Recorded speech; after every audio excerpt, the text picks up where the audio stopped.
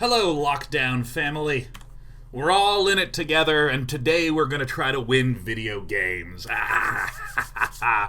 Today's going to be Top Meta Deck Tuesday. What we're going to be doing is looking at the three big popular decks in the meta and playing through them.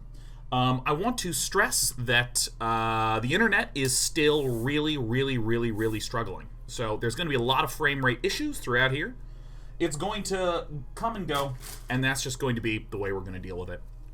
But we're just going to keep trying for now. So first of all, what is going to be going on today? We're going to first start off with Jeskair Fires. Jeskair Fires is the list that I am the most familiar with of the top three most played decks in the meta right now.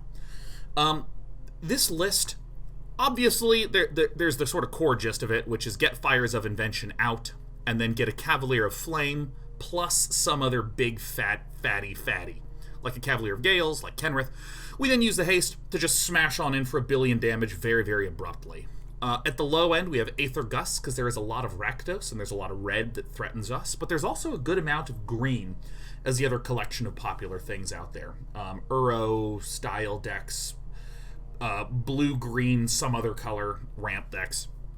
We also have Bonecrusher Giants to help with aggro, Deafening Clarions to help with aggro, Brazen Borrower to help us do things like return scary stuffs back. One of the things that I want to stress is there is no Shatter the Sky in the main board, and I actually don't even think there's a Shatter the Sky in the sideboard if I remember correctly. Yeah, so we're really trying to go head on when we're facing a lot of threats, which means we cannot really run the risk of falling behind on the board unless we're just planning to burst out 18 damage very abruptly. So, eager and excited to run this one first. I've been playing some Historic, Traditional Standard, Ranked. Click on this, click on Jeskair Fires, and away we go. Yeah!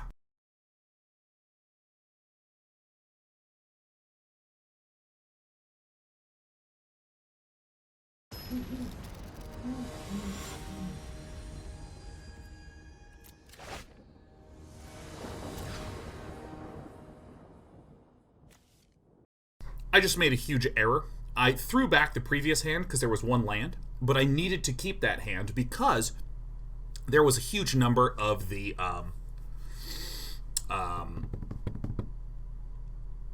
Sphinx of Foresights in there, which gives us a lot of comfort dealing with mana screw. It lets us scry to the top of our deck and so on. So, should have done that. Whoopsie doopsie. Sphinx of Foresight is the card that lets us keep one-landers.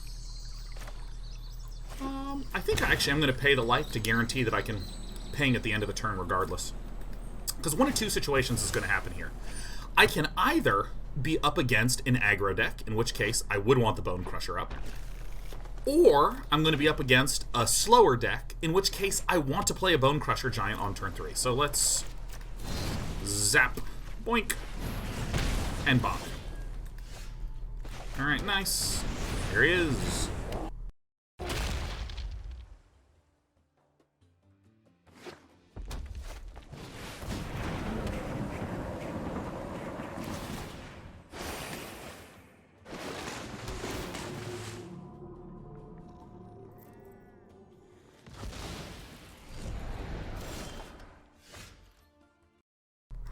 Thus far, not good runouts at all.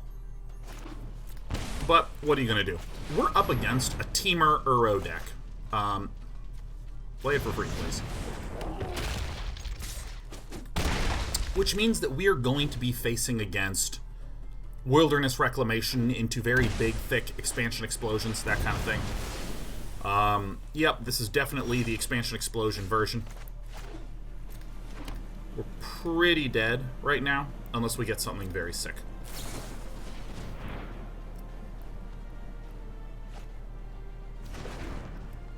Looks like our frame rate is starting to stabilize again. Ragnar Oxtu says, how are you doing today, Sean? Or someone that says Ragnar Rockstar. Ah, I now know how to parse her name. Ah. It's going okay. Really, it's just that Comcast internet I'm paying for 1 gig down, 35 up, and I am receiving nothing remotely close to that. getting about 250 down and 6 up. So they said that this would be repaired within the week, and that was on Thursday. So we're on Tuesday. So we're just trying to plow forward. All right. Right on schedule. Send this guy back. Let's see if we can get something juicy. Probably not.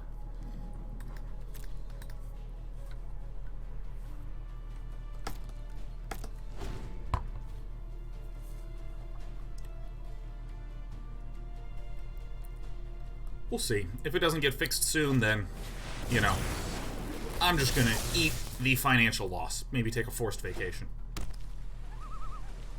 And for any of you asking, or for anyone who does ask about my internet, whenever there are issues, the hardest thing is communicating that to a massive number of people. So if you guys could help me out a little bit on this, even hear me say this like all week long, you guys could, you know, be kind of help me out on this. Just let folks know that there's no other providers in my area. That's just the way that things be.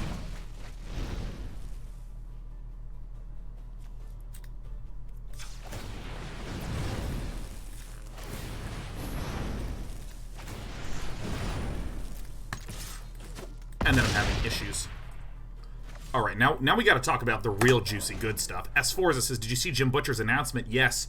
Okay, so Jim Butcher is the author of my favorite series. It's a very pulpy urban fantasy series called the Dresden Files. Very, very pulpy. Now, Jim Butcher is also a prolific author. He wrote one Dresden Files book a year, and then in between that, he also wrote one book per year of another series called Codex Alera.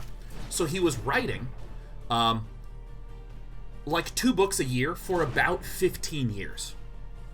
I mean, that's an extraordinary output. So the Dresden Files is planned to be a 20-ish book series, and got up to book 15, I believe. So changes, Ghost Story, Cold Days, changes, Ghost Story, Cold Days, Skin Game. Yeah, got to book 15. And then had some, I think we did it. Not quite. If we can Not going to sit this one out. send him back. I won't. Let's try this. Nice.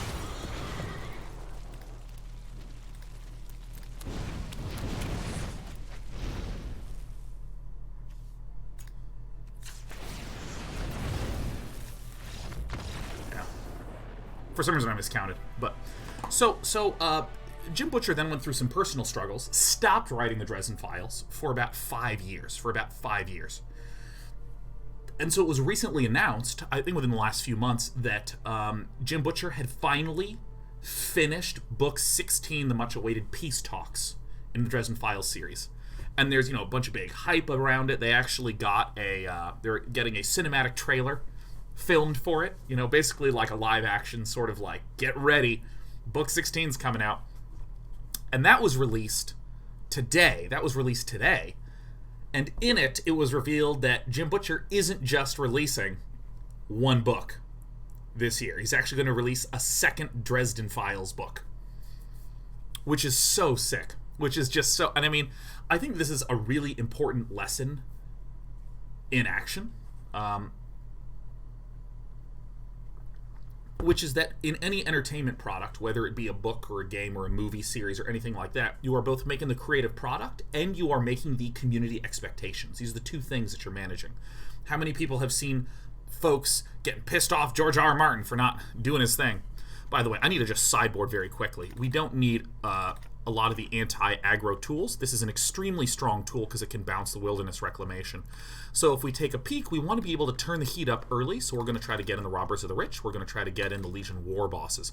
Now, we still have a minute left. What do we want to do? This is for the aggro matchup. Do we want to destroy artifacts or enchantments? Yeah, maybe this. And Heliod's Intervention could be considered very strong cards here. Do we want the Elspeth Conquers Death? It does seem kind of nice. But what would we cut?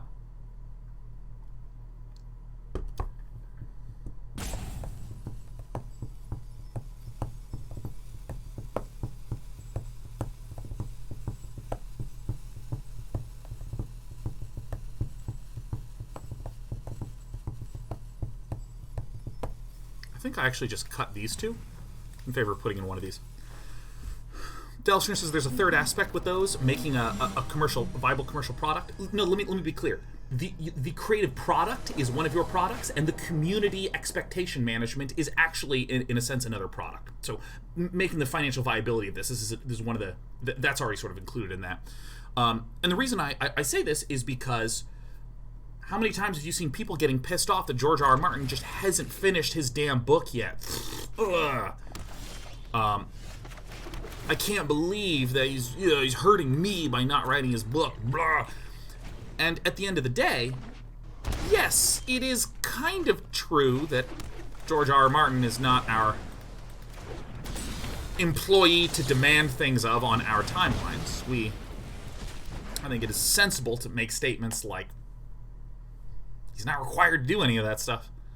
He can do as he pleases, but people naturally have expectations for things. People will naturally say things like, hey, you've done book 1, 2, and 3, and you say that there's going to be a 4, 5, and 6. Where the heck are those? And I think that this is something that gets a huge amount of people in trouble, particularly in the early access space, where there are correct ways to do early access and incorrect ways to do early access. You can have someone who releases a game that is in a more experimental phase. They're not entirely sure what it's going to be like. And I was giving this example earlier of, let's say we have a sort of RPG-ish, adventure-ish, crafting-ish game. Are we going to be more adventure-y? Or are we going to be more crafty? Or are we going to be more RPG-like? You actually kind of have some choices. Some very, very critical choices to make.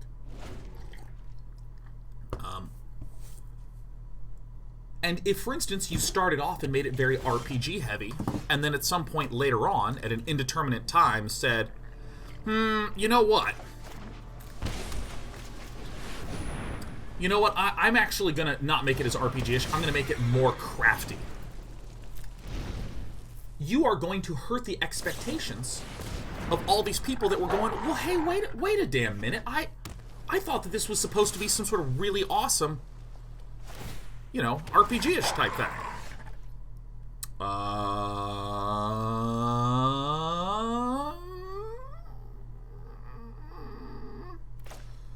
I think this is actually a very sensible play to do now, because this can get potentially countered, and I would prefer that this gets countered over any of these getting countered. So again, if you made it more RPG-ish in your early access state, and then you decide to change visions, the creative product might still wind up being a fine, fun game, but you have messed up your other product of your community management of expectations. Draw 3 cards. You got it. Sorry I'm late. Time to play. I've got it. Alright, and I'm going to play this, because 6th mana would be nice here.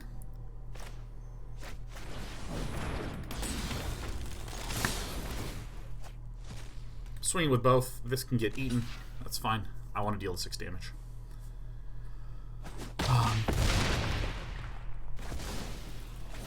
And so, particularly with authors that are doing work independently, where if you are struggling to have output, you are just very clearly going to struggle to get any progress made. It's not like you have a team of writers in a lot of cases. It's just you.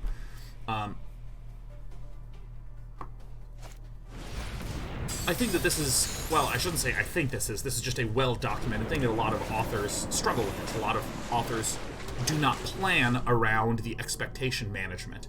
I remember the author of the Southern Reach trilogy, which is Annihilation, for anyone who are curious. Everyone's favorite show that goes...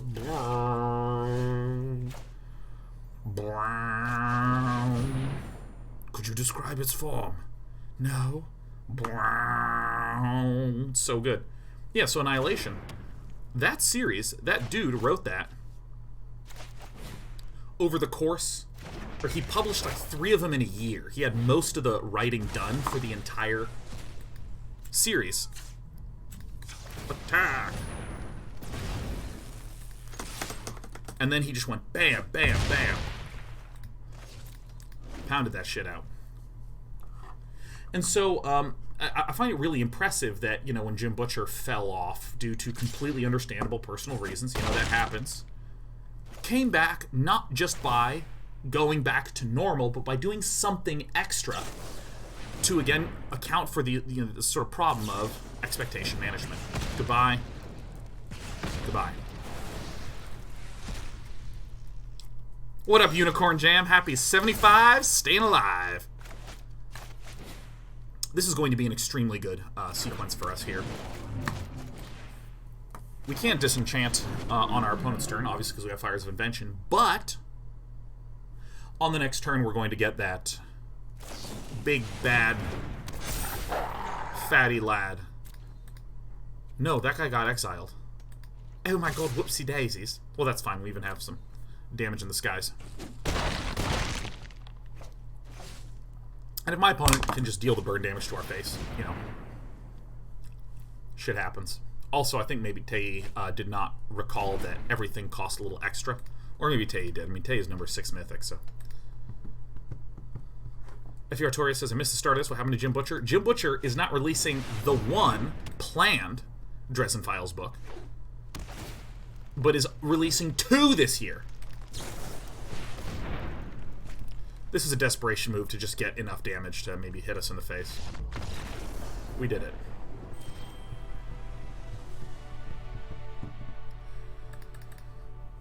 Hey, we got our numbers. I'm pretty comfortable with Jeskair Fires as a list in general. And by the way, I know a lot of people are seeing the frames struggle. Comcast is just struggling, period.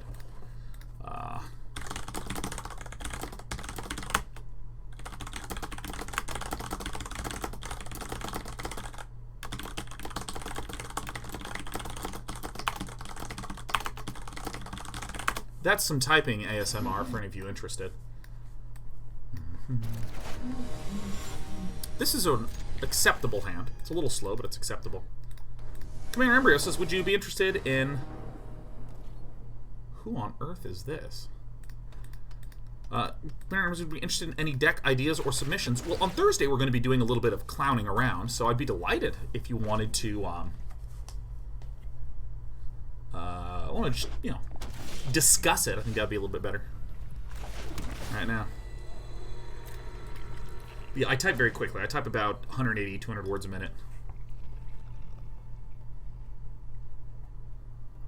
Possum Socks is also day 9. You should be the number 6 in the world ranked nice games. Hey, thanks, Possum. Having grown up playing a lot of Brood War, I don't particularly put a great deal of stock in beating someone in a single game.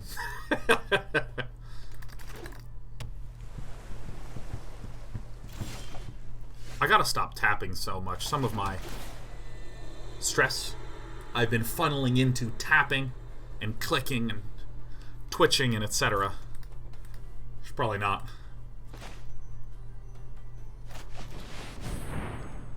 Okay. Do you want to counter me now? No! Isn't the record like 210? I actually have no idea. Like, what? Let's open this up. What is the world record for typing speed?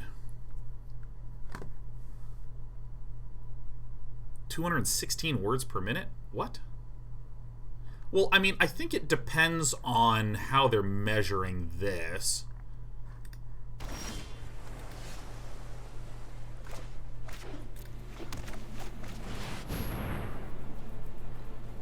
Let me be super real. I have never tried to do sustained typing speeds. I type in like super fast bursts. So maybe that's where the difference is. Heartless TV is being actually heartful and gifting 5 and says howdy from Aotearoa, New Zealand. Aotearoa, New Zealand? Maybe that's right. Time zones mean I can't usually watch live. However, I just started doing my job in game dev, and our country being locked down means I get to work from home. Since I don't need the bus money, figure may as well spread some joy here. Well, thank you deeply for your bus money. And also, thrilled to have you. Apologies deeply for the stream stuttering. It's certainly deeply unnerving to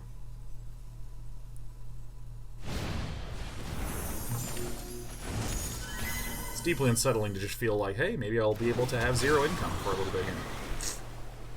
Or I should say 0 content creation. The income will sort of dip down, and then when I go live, it will slowly climb up. We want to put 2 cards on top of the library. I'll probably put this and this on top.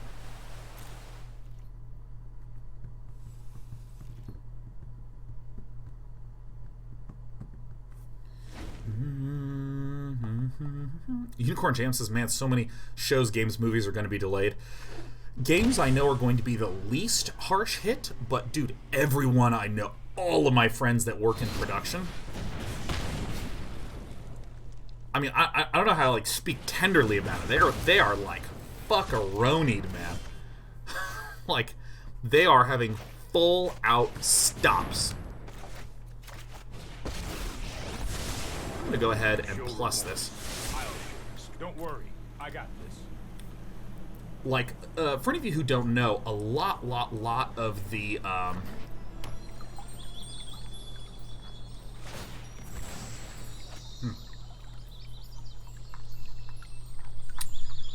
For any of you who don't know, a lot of, like, Hollywood stuff is done on a gig-to-gig basis. So, you're sort of in contract work mode.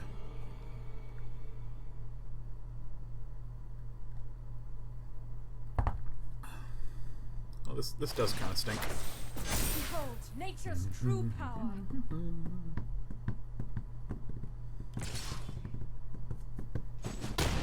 Don't make another move. So, I mean, a lot of people will work for, like, 2 months on a gig, then, like, not have work for a month, then work for another few months, and then, like, not have work for 2 months. You know, it's very bursty. How do I do this? Well, because this is in the hand, this kind of messes things up a bit, huh? Let me think for a quick moment here.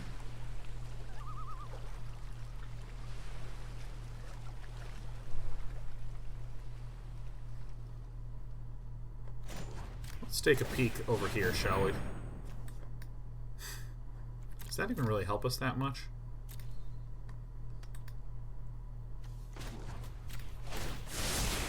That's more like it. Oops.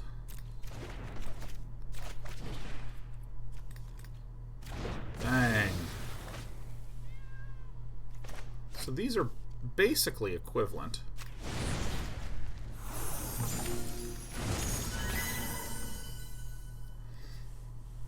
Anyways, yeah, a lot of work in Hollywood is just super case-by-case basis. A lot of freelancing, a lot of contract work. Not a lot of full-time employment.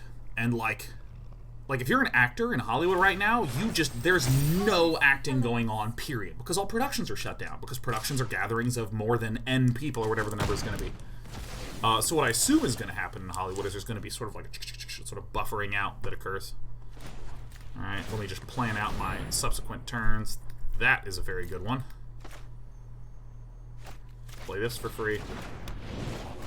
Play this for free.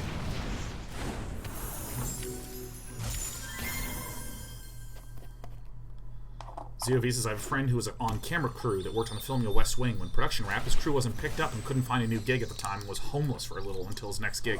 Yes, super common. Super common in Hollywood, so.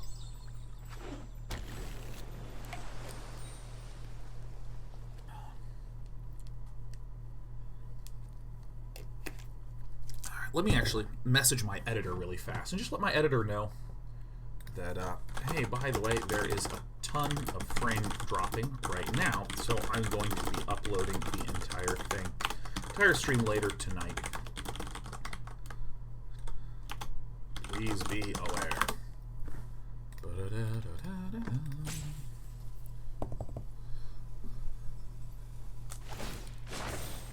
land fights for us.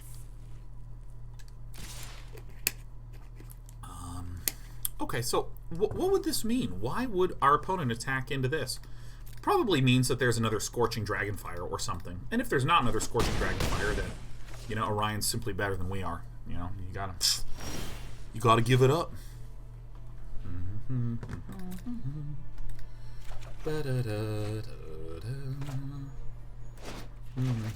Let's play this guy.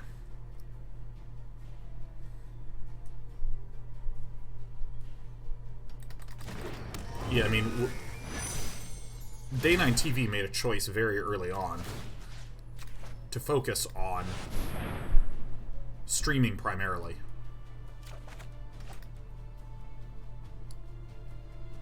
Now this is an interesting one, huh? So we play this guy for 0.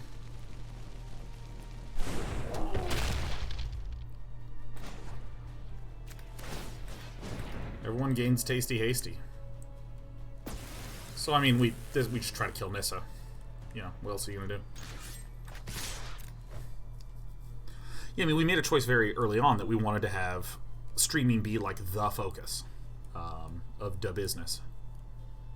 And a lot of the decision was just around the ability to sort of control our destiny, control our fate.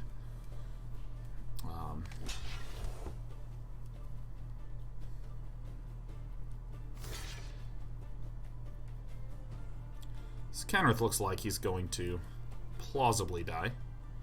Our opponent did not cast the Brazen Borrower pre-combat.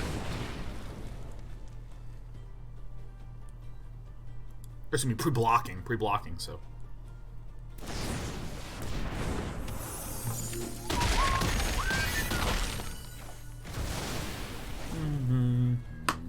Let me also close the outside door. I know the kiddies love that, but... Witness the ties that bind us all.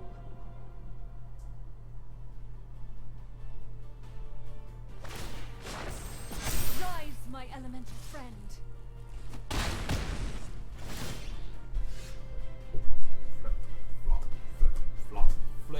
Flop.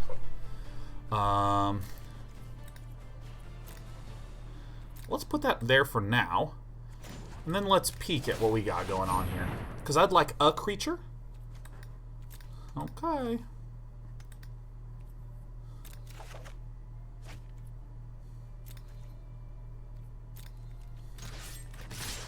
We take this one out.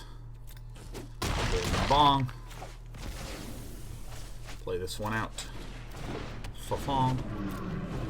Another stop there. Yeah.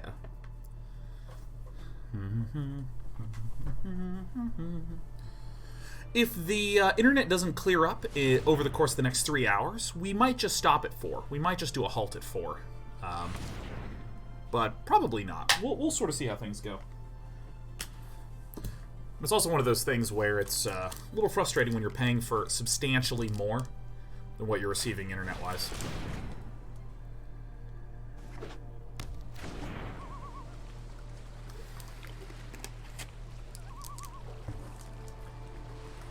Seems fine for the last 2 minutes. I'm getting quite a bit of frame dropping on my, or not frame dropping, but bandwidth problemos. Bing and a bomb. All right, let's take a bigger peek first. Teferi, Time Raveler is good.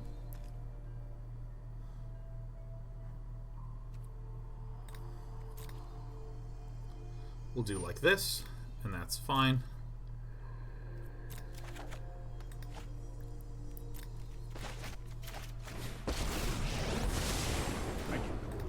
Stand by and watch. So this is good, because this just effectively kills a creature.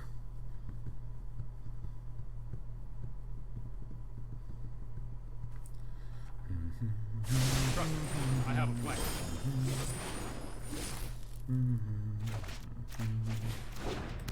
Alright, and I think if I want to win this game, I just swing right here. The very nice part about this is that this puts Orion into a position where Orion effectively must draw something to deal with this Sphinx of Foresight, or worry about a big swing back. Okay, and it looks like Orion drew exactly what Orion needed to draw. Fuck. Alright, we're just gonna concede. Let's just take a brief peek here. This looks to be... okay.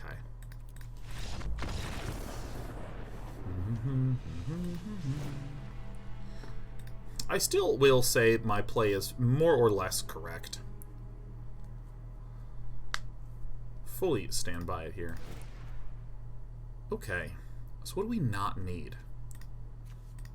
Probably it's time to get rid of the Bonecrusher Giants. These don't seem super important. Mystic Disputes do seem like they'd be pretty good. What do I think about the Deafening Clarion? I like Deafening Clarion, and I like Elspeth Conquers Death here. We didn't see any enchantments. It's very likely that our opponent is running them. Given that most teamer lists do run Wilderness Reclamation. But, you know, what are you going to do?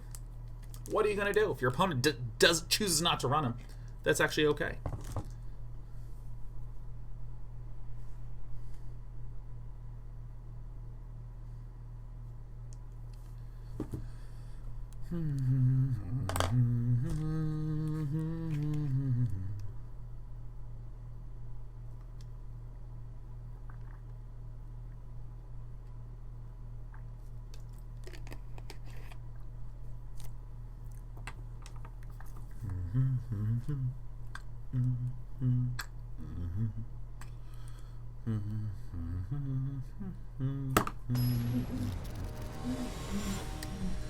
Alana says, I think upon misplay by bouncing your Sphinx, if they bounce your Fires in response to the Scry, they could effectively time walk you. If our opponent was able to look deep into our hand and see what we had, maybe, yeah. Maybe. But I think that it's dangerous to make an assumption about the amount of mana. I am clearly scrying at the start of my turn because I don't have a creature. I'm looking for something good to get. Which means that whatever is in my hand is likely land or a cheap spell. So I think that the bouncing of the Fires can be a little bit more polarizing of an outcome. Like, it could really help you a lot, but the bouncing of the Sphinx is just like a very simple, consistent thing. Simple, consistent maneuver.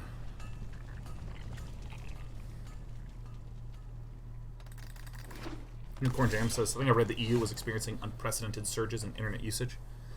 Yeah, I mean, I as much as I understand that internet usage is spiking, it doesn't change the fact that I literally, within the last few days, increased the amount of stuff I was paying for. And if they literally cannot provide to me what I'm paying for. Quench.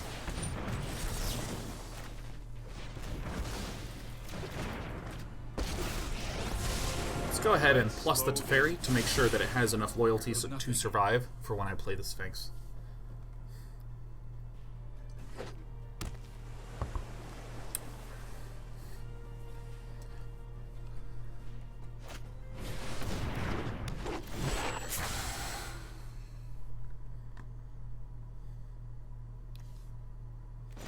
Not a useful target to bounce.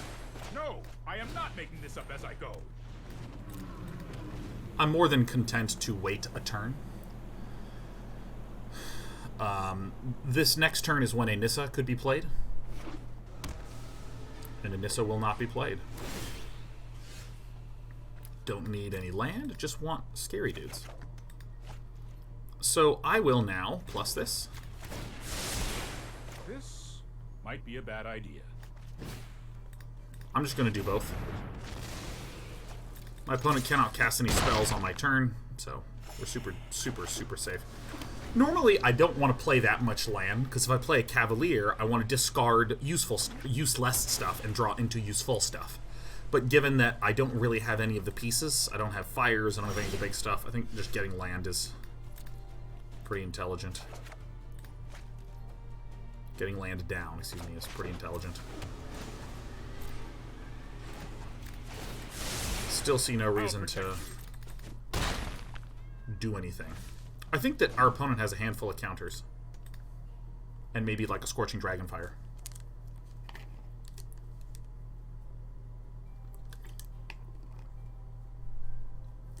Anita says the analogy I'd use it if you go to the store and they're out of the food you want because of the coronavirus.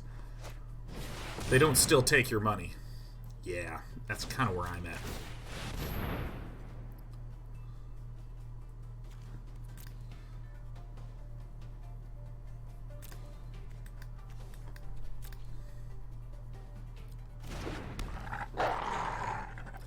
Very simple to just send this one back to the hand.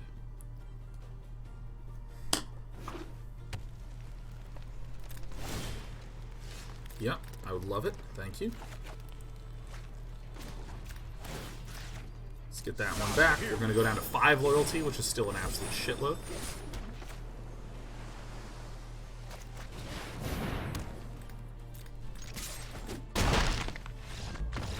Great.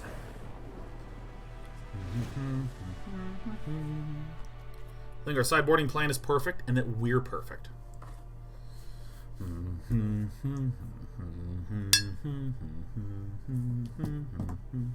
Hey, looks like the stream has been stable for a few minutes. That's good.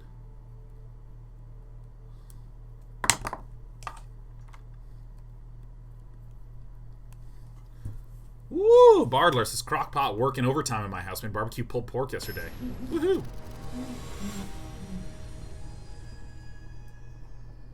Oh my god, no, you guys are perfect. You're breathtaking. For any of you who are unaware, we do something several times a year here called 30-day projects. And the way 30-day projects work is you come up with a project you can get done with in 30 days. And it can be a complete project. But one of the bigger, deeper reasons is we want to try to create a way for you to make progress on your longer-term projects by breaking off a month-long chunk. I want to write a book. A book is a big project, so I'll just write 4 chapters, 1 per week, for 30 days.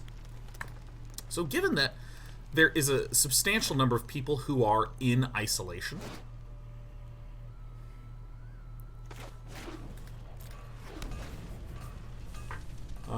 due to quarantines or lockdowns or shelter-in-places or whatever is being implemented, we're planning on doing another one at some point in the next, say, 2 months. Maybe next 3 months. Start date, that is. We don't have a specific date, but the goal of this one is a lot more about how do we get communities to come together and, one, give yourself a new structure for your staying at home, because a lot of people are stir crazy, and 2, just having some more social stuff to connect people together. So this might not be like a 30-day project as much as it might be a 30-day... Thank you. A 30-day figure out a new hobby. Or a 30-day, yeah, maybe it is a project. Or a 30-day, hey, let's all hop on out and do meetups. At regularly scheduled times. We're going to try to make the socialization and the filling of time in a satisfying way sort of key underlying element to it.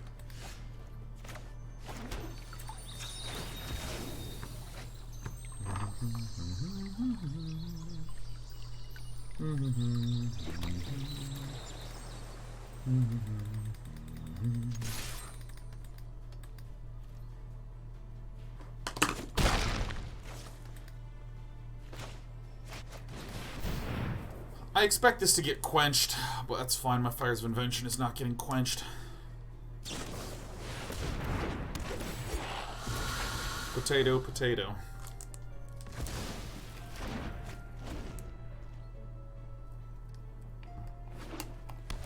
Yeah, like, so, for instance, some of the 30-day ideas we're thinking of for this would be less clean your garage, or start painting something, or...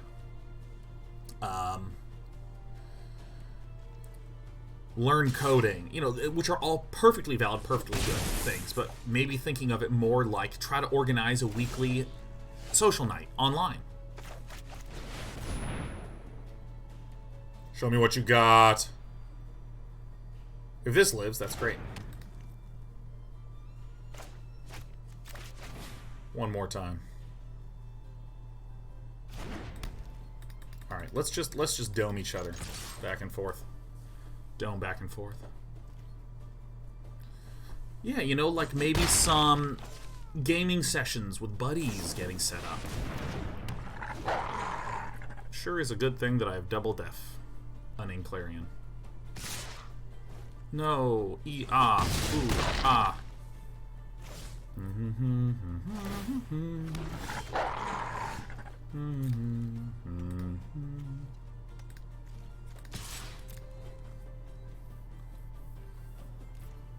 Skyark 112 says I've been keeping insane by playing Path of Exile with a couple buddies. That is so good to hear.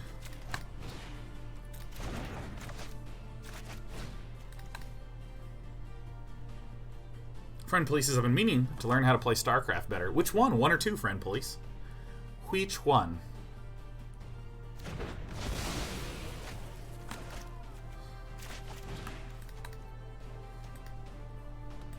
Doth thee have a Mystic Dispute?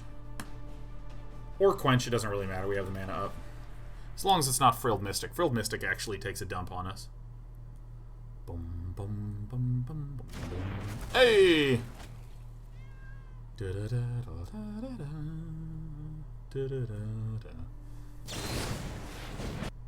Oh, Blue Dracolish says me and my friends have been pulling all-nighters like it's nobody's business.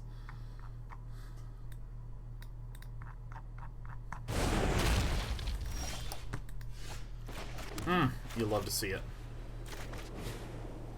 Hello.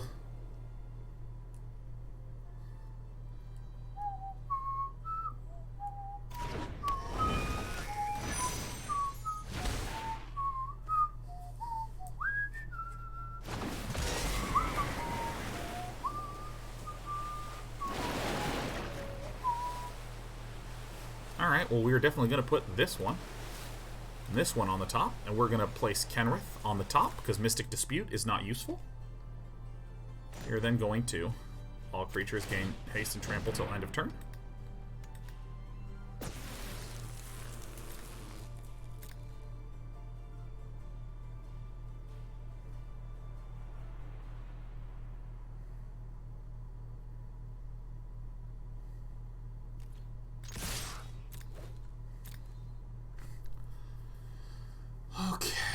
I think I need to actually heal here. Oh my god, Figbird, yes, I slept last night. I slept a full night. It's the first full night of sleep I've gotten in a week and a half. Yeah, Mystic Dispute is not useful here. Yeah. Because you may cast only, You can cast spells only during your turn. I didn't remember where that sentence was located. So let's bash in for 1 billion.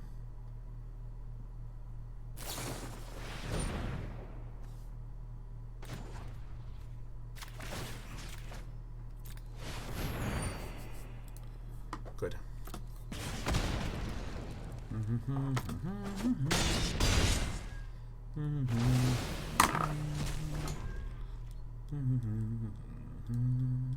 We attacked first just to sort of see what was up, because if our opponent did have an Ember Cleave, it would use all the mana and we would go to 10, so we can heal to 11.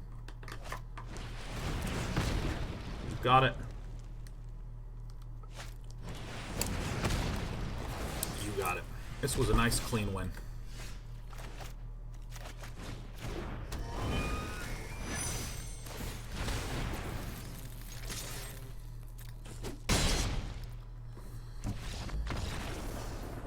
When are we going to see more Factorial? Well, coming up, we have Age of Empires Definitive Edition on Friday.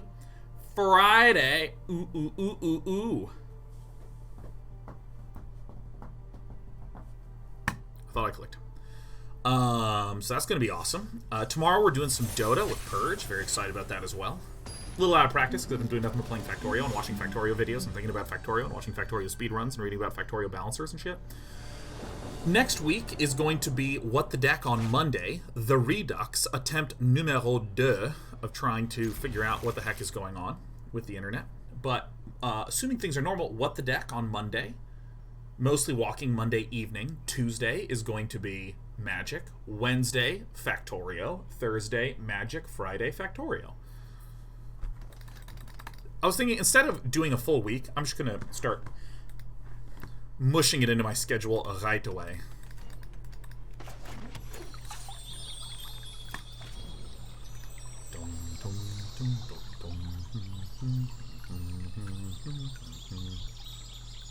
Yeah, it looks like your internet is stable. I've been I have my bitrate reader just up at all points in time. It's looked like it's been more or less straight. We've been dropping a little bit here and there. Oopsies.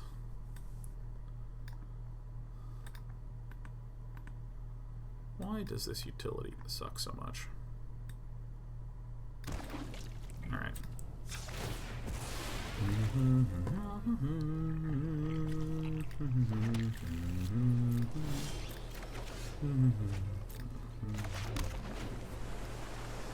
Started playing Factorio for the first time last night. Played for about 6 hours straight. It's incredible.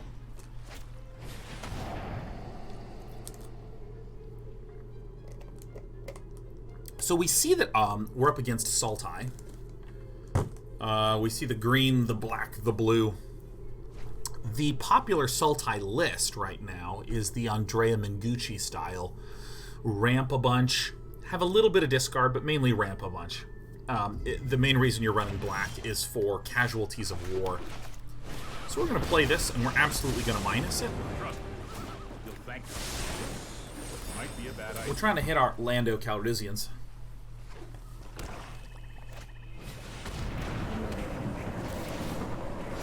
Yes, some of the ramp tools in this include Paradise Druids, Uro. There's actually two versions of the Sultai list. One of them runs Casualties of War and somewhat of a conservative package.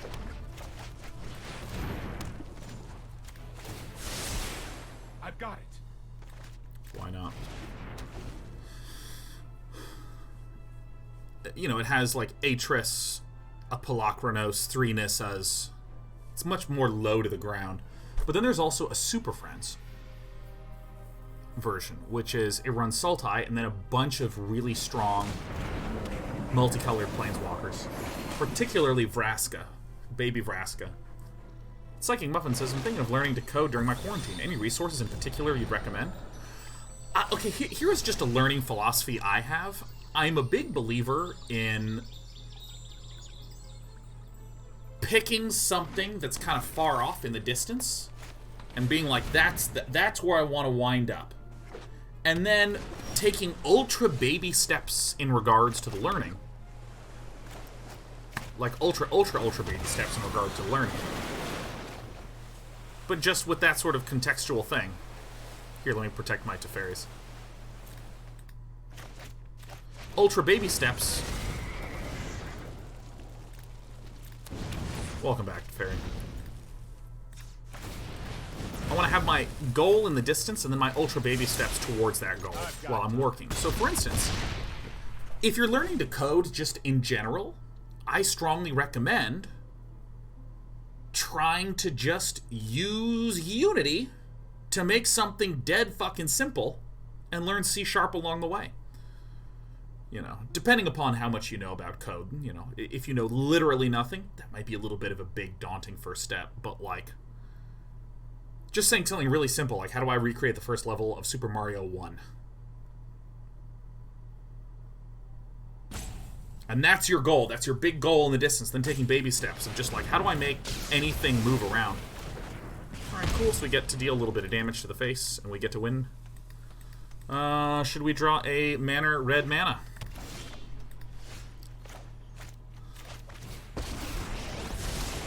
This isn't a fight you can win. Here we go. Oh, you hate to see it.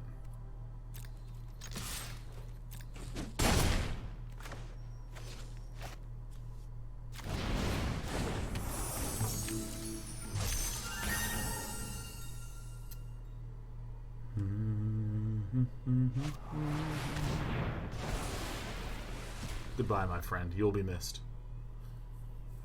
Can we bank a red Lando? Python is a really good one to begin with. You know nothing. But yeah, no, just like... And be comfortable having the goal and your baby steps being really, really different. And there's absolutely nothing wrong. That's more like it. I'm going for the win, baby. I know my responsibility. Hey, there was nothing. You hate to see it.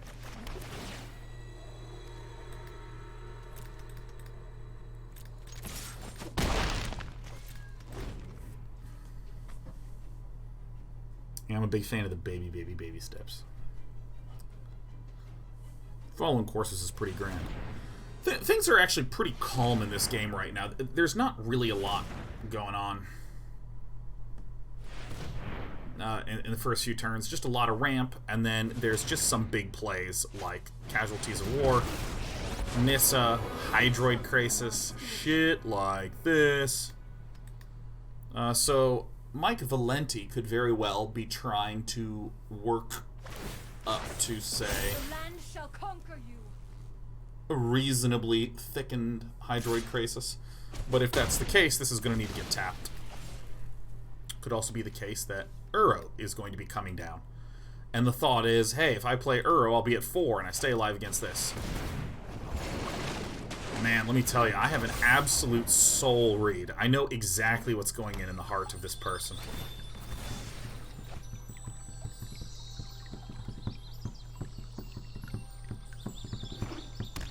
Yeah, and, alright. I'll note Psychic Muffin. Coding is all about making mistakes. It's all about making mistakes. If you make mistakes, don't think of it as you messed up. Just make a ton of mistakes. Make a shitload of errors when you're trying to code, because as you're trying to do that, you're going to start to go, oh, because then I could redo it this way. And then that mistake turns into a technique having real contextual grounding. I think, especially when you're talking to coders that have some amount of experience, it's very easy for them to slip into this, ooh, you don't want to do this, and don't do this, and don't do that, and this is an issue, you want to avoid that, and you want to avoid this, because they're sort of sharing their history of mistakes, but it can sort of give you this pressure about the goal with coding is to just do things right, and then when it's going wrong, or you realize you've made a huge mistake, you can start to feel self-conscious, like, oh my god, fuck, oh god, I'll never be good at coding. And I want to stress, making shitloads of mistake is the point. And in case you're ever annoyed at the computer because you've been making a few errors and things are not working out, you can actually just write like a 10-digit number times another 10-digit number and just don't do anything with it. Just make the computer do that operation so that way you can punish it a little bit. And you'll feel it in your code, right? It'll do line A, line B, line C. Then it'll get to this squaring of a 10-digit number, and it'll lag a little bit as it's trying to process it. Yeah, fuck you, and then it'll keep going, right? That's the way to get back at your computer. So first of all, in terms of the sideboarding plan, we get rid of the Bonecrusher Giants. We get rid of the Deafening Clarions. I'm going to come back to this later. I'm going to bring in the Robber of the Riches and the Legion War Bosses, because these are going to be pretty strong tools to be able to get rid of. To be able to apply some pressure early on. I think I do want to keep the Brazen Borrowers because it's a 2-mana way to return an Uro or a 2-mana way to return a Nissa. Just get that off the field. So we have a lot of early pressure with these two puppies. Still want Aether Gust. Yeah, this is a good sideboarding plan.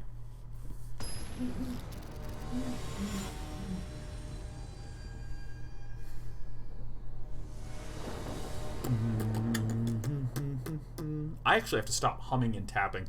I take a lot of my extra energy and I just turn it into tapping and twitching and tweaking and all that stuff. Okay, I would typically keep this hand if I had Sphinx of Foresight in here, but I believe it's time to send it back.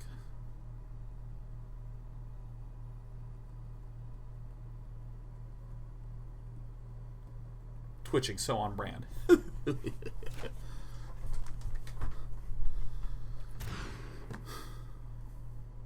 Beautiful. Handy. Oh, what a dandy handy. Keep this, and the Cavalier of Gales is the one to go to the bottom.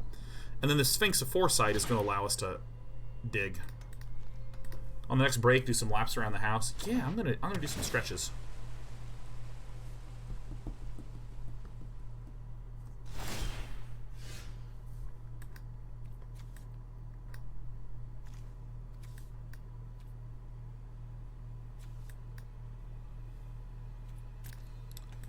Okie dokie. Here's the way to get the most value. Bam.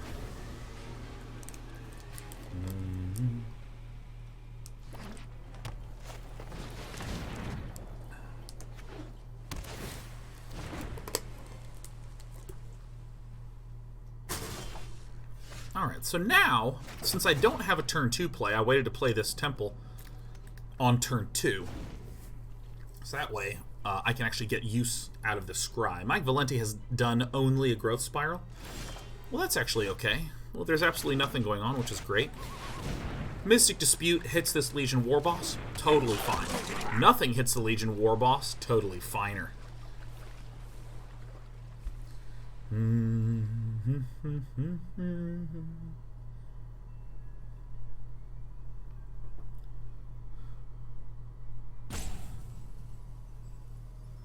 W. Griffey Debs says, Day and I just want to thank you for all you do. How you do it? I get some really stressful days working as a nurse here in the UK, and your streams often start as I get home and help me to decompress. Much love, mate. Just keep being you. I'm so glad to hear that, especially with someone nobly working the front lines like you and all this mess. Thank you so much.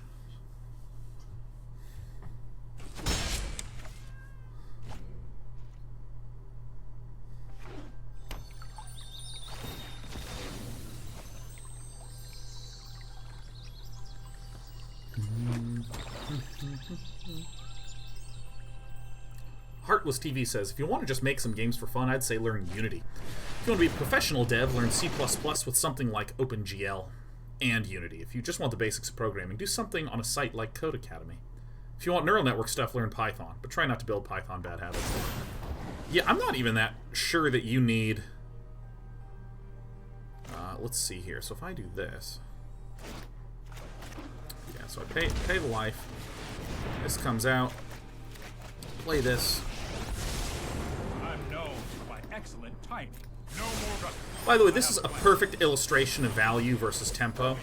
So notice here that I have given one of the most powerful cards that for an enter the battlefield effect. I've given that back to Mike Valenti. But the reason I'm doing that is I can get in damage now, and then next turn, when I play the Temple of Triumph, I can play both the Cavalier of Flame, the Sphinx, and buff everything twice. So even if this does get replayed, I've given Mike Valenti more cards, more value, more benefit for the opportunity to just shit on Mike Valenti's face.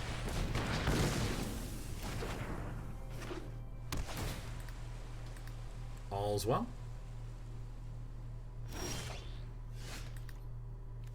All right.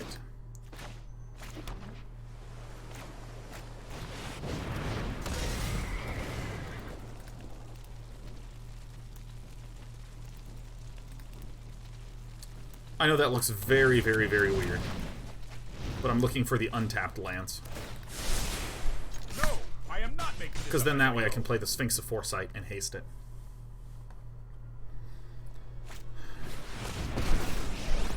And that is one dead Mike Valenti. Red Universe says, Sean wanted to say thanks for keeping me distracted from all the hardships. My father has recently been diagnosed with lung cancer and has to go to the hospital tomorrow. We can't even visit him because of the recent coronavirus, but watching you keeps me at least somewhat distracted, so thank you. I know a lot of people are having a lot of stress, a lot of struggles, a lot of hard times. We got your back here, man. Come hang out with dude, a gentleman by the name of Ming TV. Or, excuse me, Hey, It's Ming, yesterday. Joined in and referred to everyone as Quarantine Fam.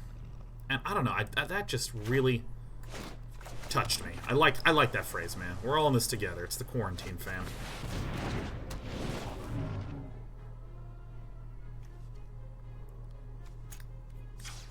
I think I miscounted. No reason to count now. Because I think if I had bounced this, I would have gotten in 2 more damage. Yep. Whoopsie doopsie. It's mostly fine, though.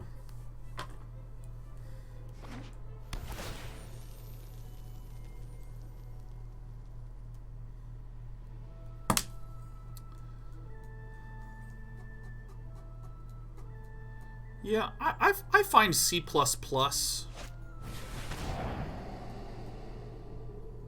to be really amazing in regards to... Yeah, let me move my big dumb head.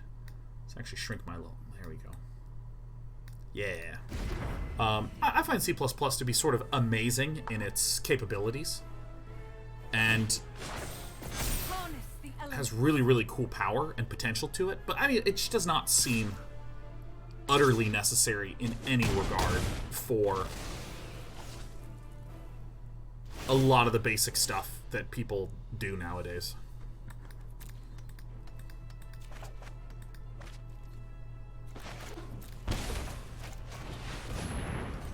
Hello!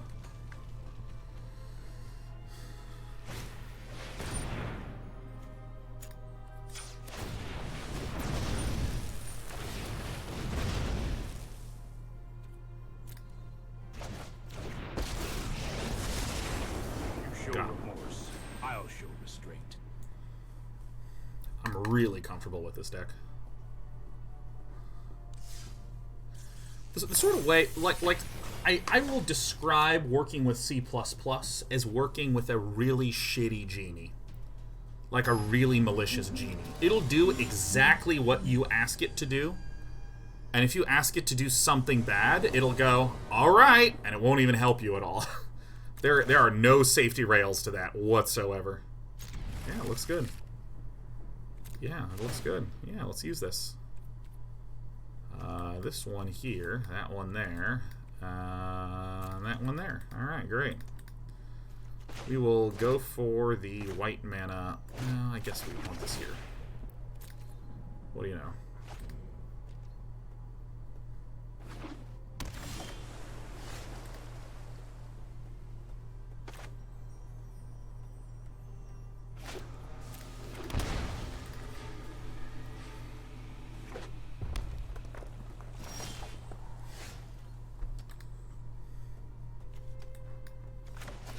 Alright. Well, Temur is really popular right now, so I wonder what Devox is actually thinking about.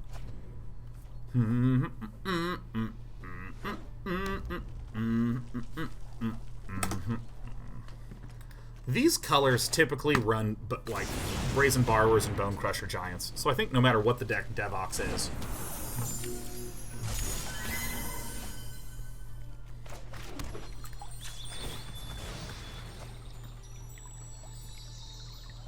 White mana, white mana. Here I come.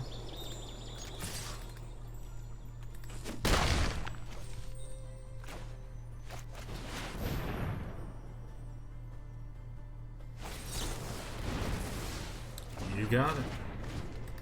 So this would suggest to me that Devox is a Temur deck.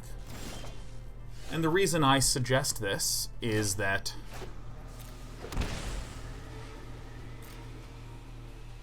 Quench and these colors are pretty much not run in any other style of deck. I think I just do run this out again. I think. This could be considered incorrect, because this is quite a substantial boy. Good, let's get rid of the things that are not very helpful against a deck with mostly no creatures.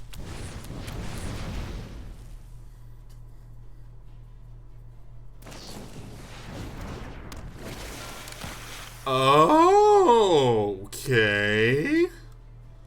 It looks like this is actually an Is It Flash deck.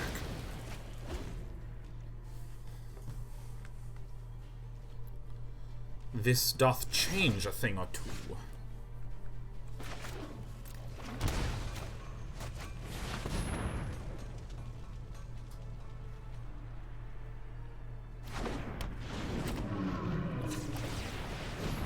I expect maybe now this will get bounced. Maybe not.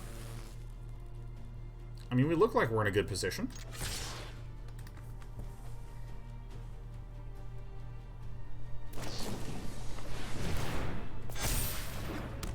And then maybe a random burst damage somewhere. Bing bong, bang. And avec un exchange. I think I have a mana in there, or land in there.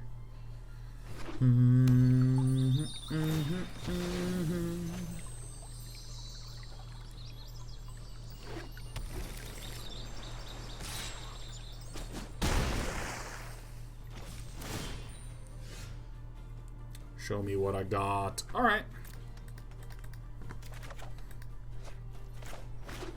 This will probably do it for us.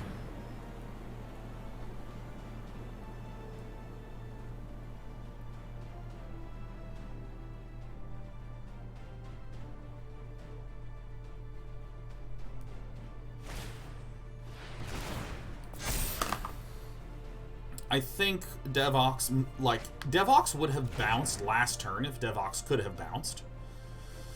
Because Brineborn Cutthroat into bounce is just so much stronger than this. So yeah, great. Our read is correct. Okay, so what do we not want? We don't want this expensive Elspeth Conquers Death. Maybe not even this Cavalier of Gales. This is very, very, very strong defensively. We play this and we can just start bouncing things. Deafening Clarions, maybe not. Maybe not. Do we want to be able to send the red things back? I think so. So Mystic Disputes are good. Maybe actually just the Deafening Clarions. Shot.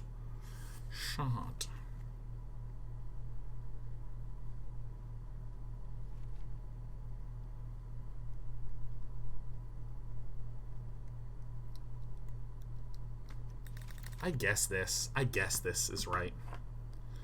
Okay, I'm gonna use restroom ultra fast.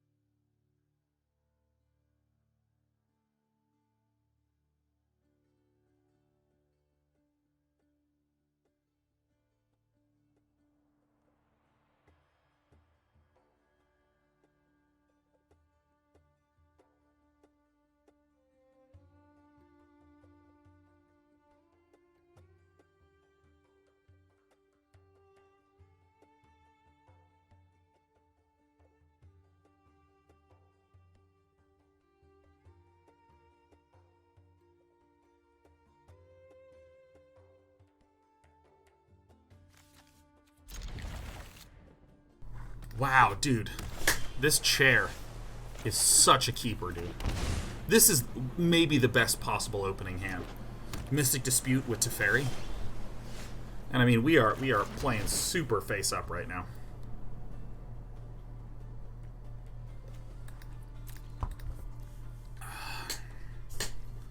Chair luck? Yeah.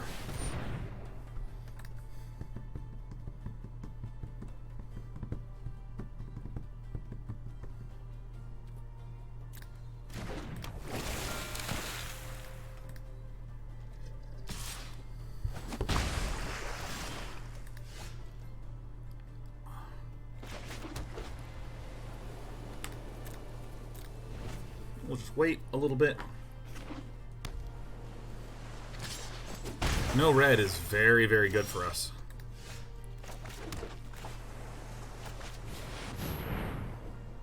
Might be counter into counter.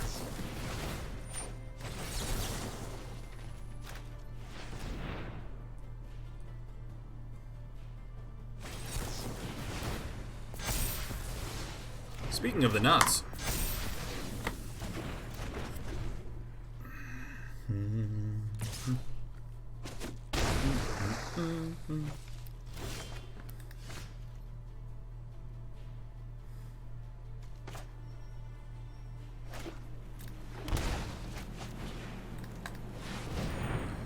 Maybe we needed to wait a turn. Maybe we needed to...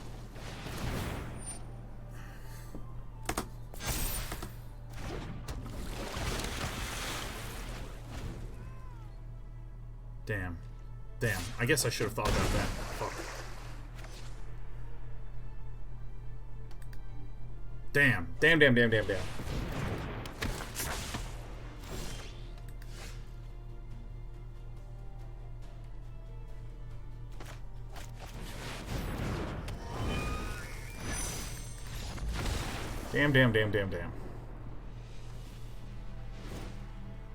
Yeah, that play to keep the guy alive was not something I had thought about. That was really slick.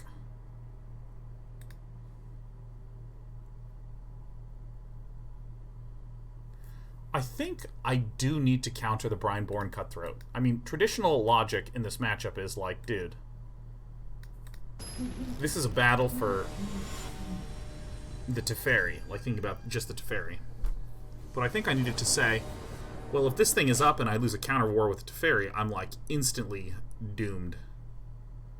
I think this is okay with all these Temple of Epiphanies, because I play this first, obviously.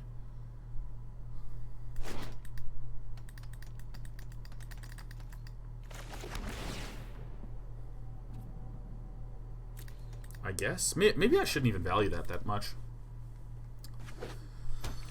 No, I think I needed to not do the play that I did do. I think that's what I needed to counter the Brineborn Cutthroat. I think is what I had to do. Could we have played the Teferi turn early while they were tapped out? The opponent was not tapped out. That's really all that was going on there. Our opponent was not tapped out because they played Brineborn Cutthroat at the end of the turn.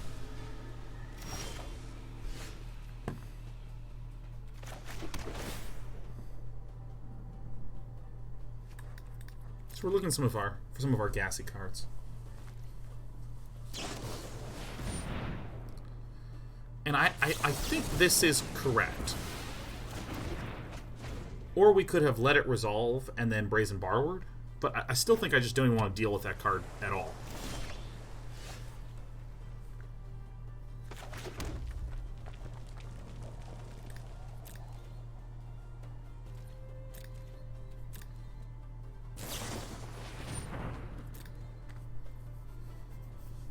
Okay, so I'm playing a little bit more slowly.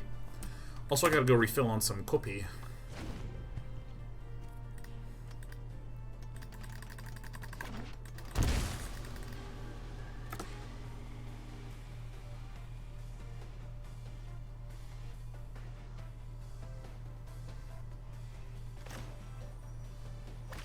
I think this is correct. At end of turn, I'm Brazen Borrowing.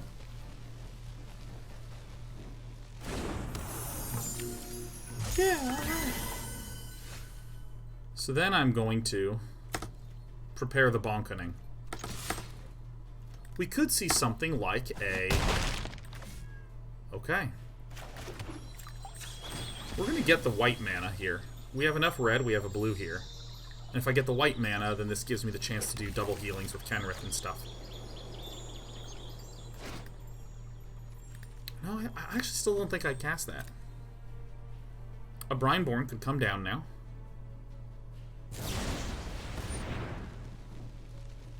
Yeah.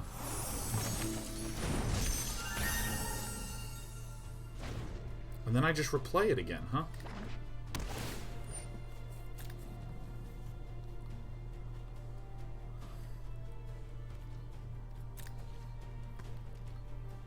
I think I'm playing this well.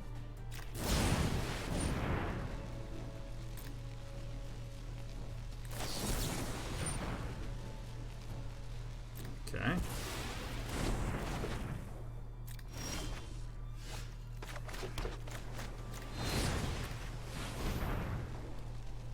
Maybe I should have waited again because we expect there to be a Brazen Borrower, but...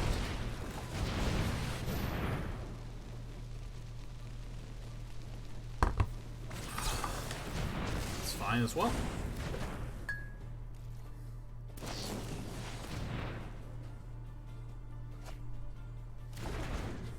Yeah, I'm playing Age of Empires 2 campaign, man. I'm all in on that campaign.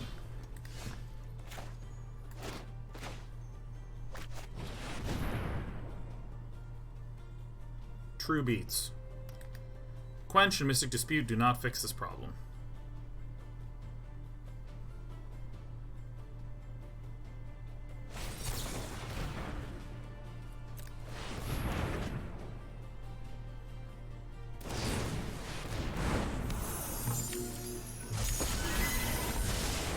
Right on schedule. Let's try this. Your campaign's gonna be awesome, man. I can't wait to just do broken shit. And by broken shit, I mean like almost all like RTS single player campaigns that were made in the late 90s are just hilarious to play. Yeah, we allow it. Time for plan B. Time for plan B. Oh, that's actually fucking terrible for us, huh? Holy shit. That is fucking terrible, terrible, terrible news.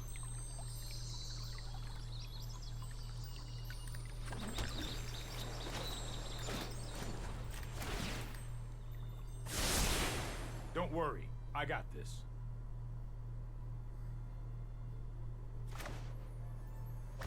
Alright, well, whatever.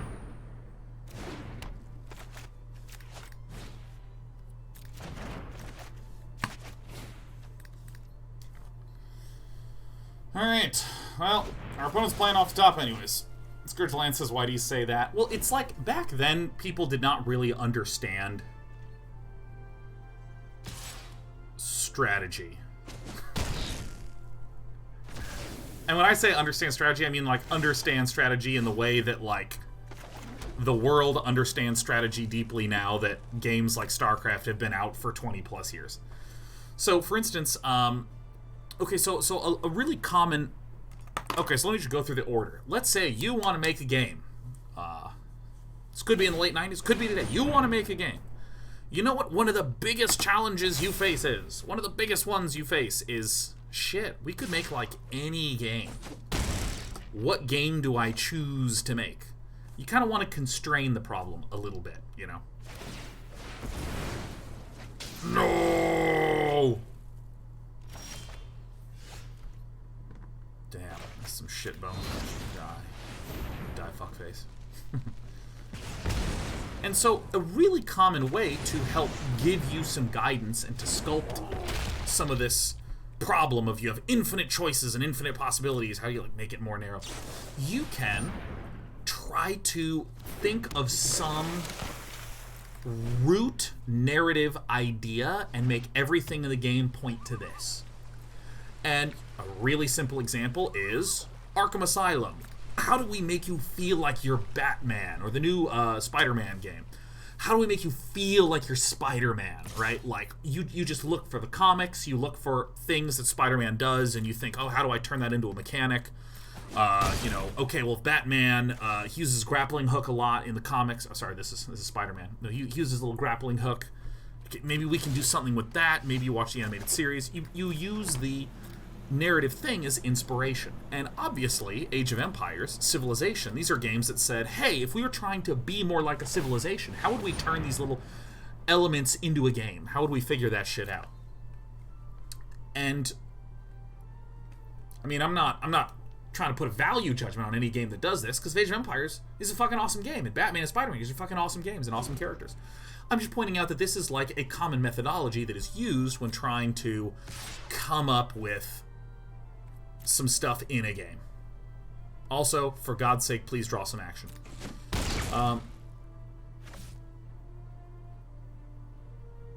Anything? This guy is just so wizened right now. This is an Ionize or something. Shoot him.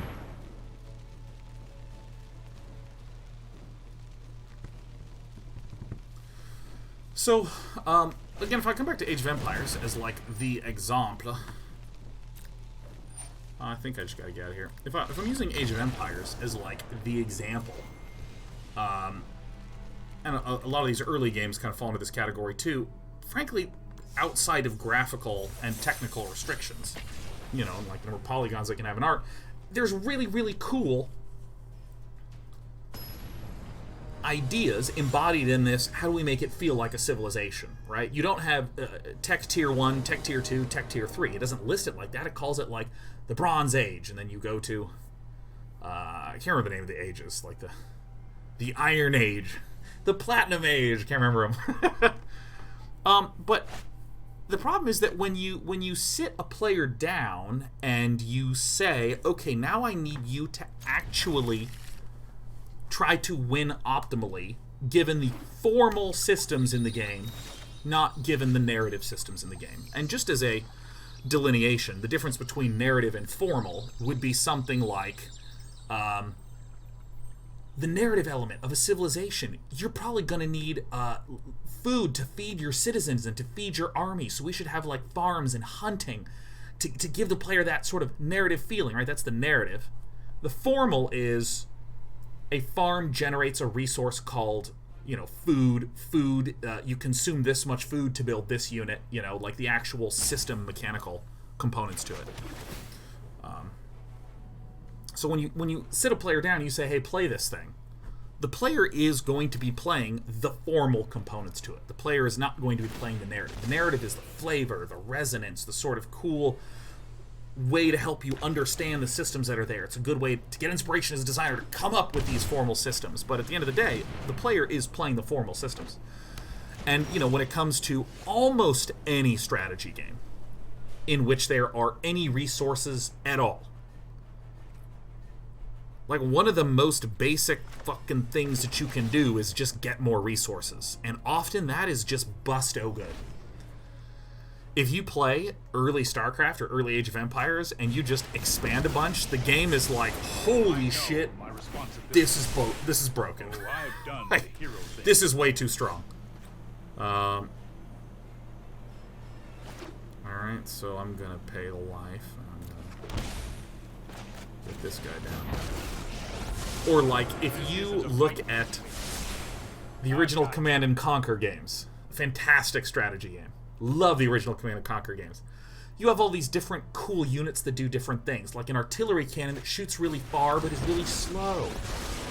You have infantry, and then you have like a flame tank that is a tank that is good against infantry, and like a medium tank that's a tank that's pretty good against other tanks, you know, and you kind of have this like idea of this is the cool way that the battles are going to function in this game.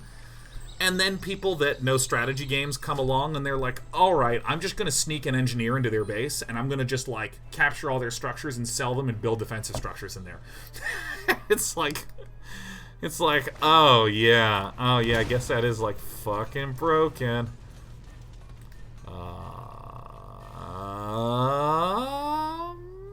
Yeah, I guess I just do this, huh?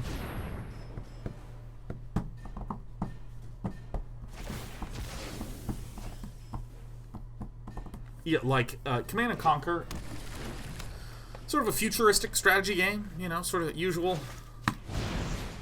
This is not what I want to do. I want to do this, and for free, I want to stomp for 2 to kill this, because this is a big graveyard filling bad boy. Here we go. So, I mean, like, you know, there's the whole idea of, like, Tiberium is this resource that has struck the planet in the Command and Conquer games. And it's very resource-rich, which allows, you know, terrorist organizations to begin to seize control of the Tiberium across the world and to be able to fund their various uprisings. And that's kind of the backline to the story. And Tiberium is a resource in the game, but it's also poisonous. So then you have the Tiberium. It hurts your infantry when they walk across the Tiberium, right? This is all very narratively flavorful things. But then there's just like some of the formal systems are like when you build a structure, it must be touching one of your structures. That's the way that you make sure the player can't build anywhere, right? Pretty simple. Ooh, this is good. Oh, that's good stuff. Nope. Nope. There we go. And so, again, like you can research a unit that literally captures enemy buildings. So you, like, and then there's another system in that game, which is that when you have a structure, you build it, like, in a panel, and then when it's finished, you get to click the finished structure, and you get to go out onto the screen and click where you want to place it. So you, like, would build defensive structures, and they would be here in the panel. You'd go to their base, capture their buildings, place a defensive structure right next to the building you just captured, because you can make structures adjacent to other structures, and upon capturing that, great! Time to shit on things. Let's actually count this. So this is going to be 2 and 4. So this is, okay, 6 and 5 is 11. So this is 16. 16 plus 3 is 19. 19 plus 3. Perfect. We have Lisa. Time to go. I've done the hero thing before. We have the infamous double lethal. So, I mean, it's just one of these things that you're just like, oh yeah, that doesn't really seem fair at all. Doesn't matter which ones. That order's fine.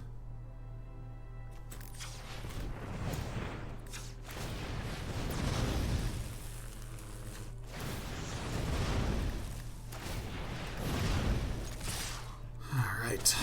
Bang, bong, zap, lethally. +3. It's just like so fucking funny. It's just so funny. And I mean, it's one of these things that, again, it really highlights the difference between trying to be successful narratively versus trying to be successful formally. Okay, we're up against the Bant mid-ramp strategy. It has virtually no creatures that are hit by these effects, at least. And it relies on a lot of the big juicies. So we're going to go ahead and get in our Legion War Bosses and our Robber of the Riches to be able to get in there and to deal the damage. And I think this is fine. I don't think we need the Mystic Dispute because there's plenty of more unit-focused stuff.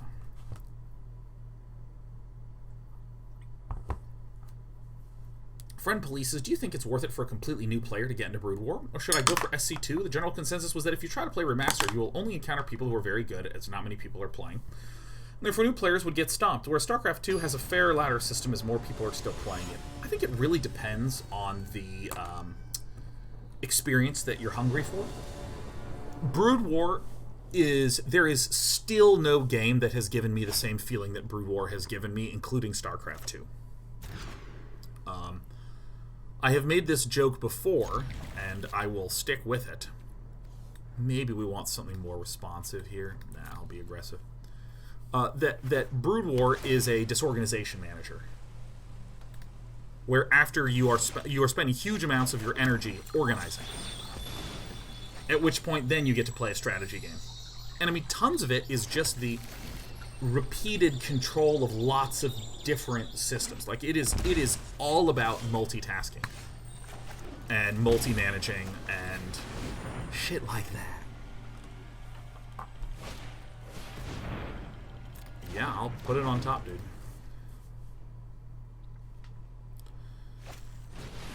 And StarCraft 2 does not really...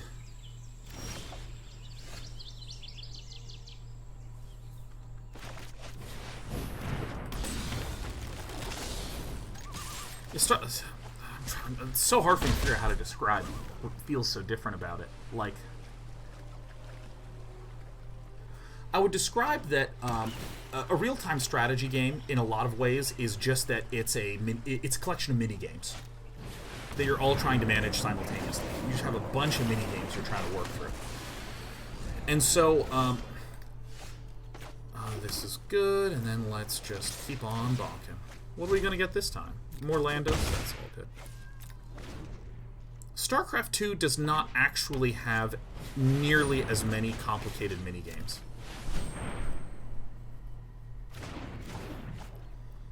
Wow. Nissa dunks? Damn.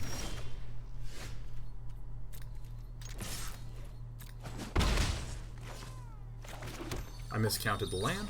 It's all good. It's all fine. That's not an issue. All right, cool.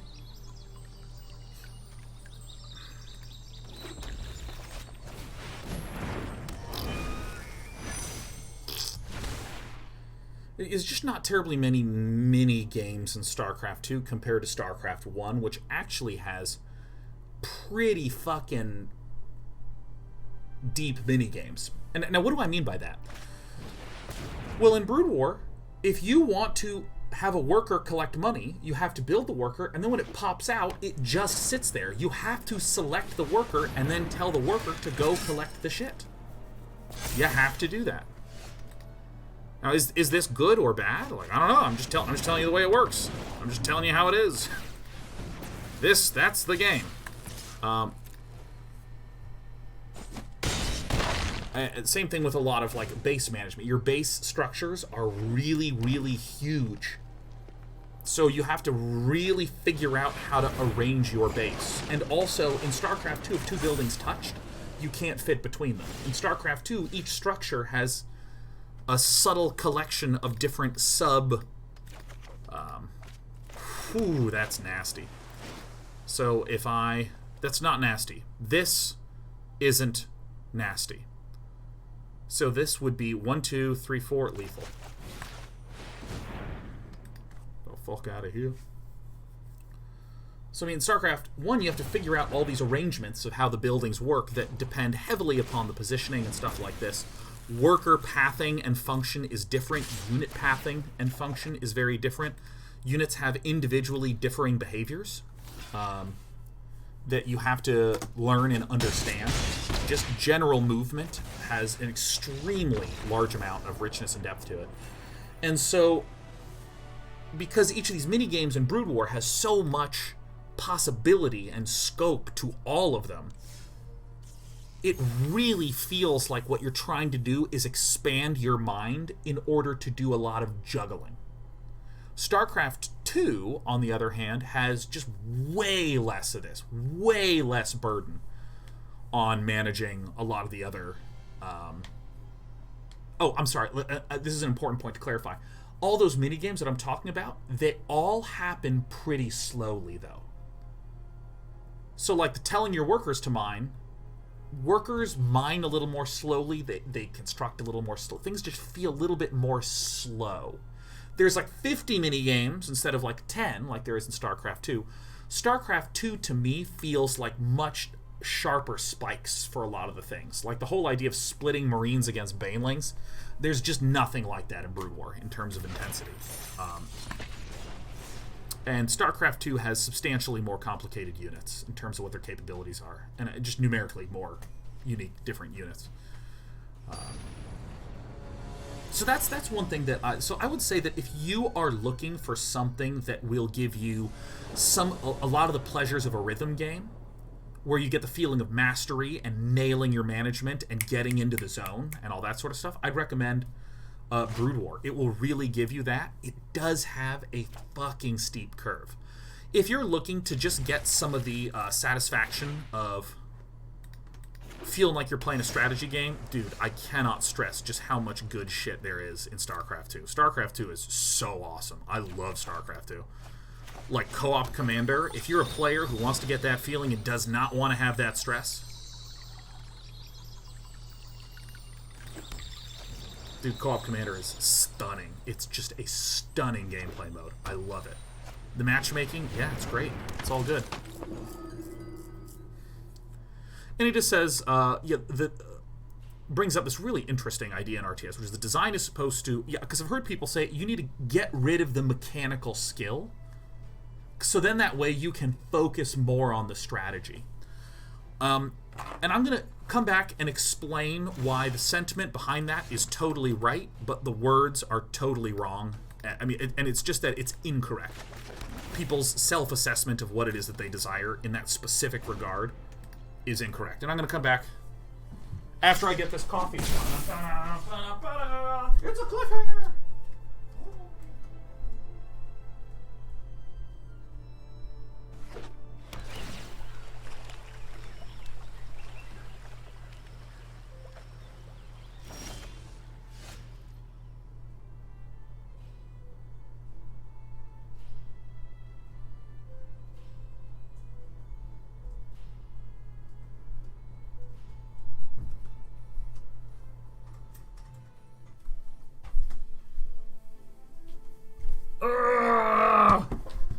Okay, so here is as simple as I can make this statement. By the way, what deck are we playing against?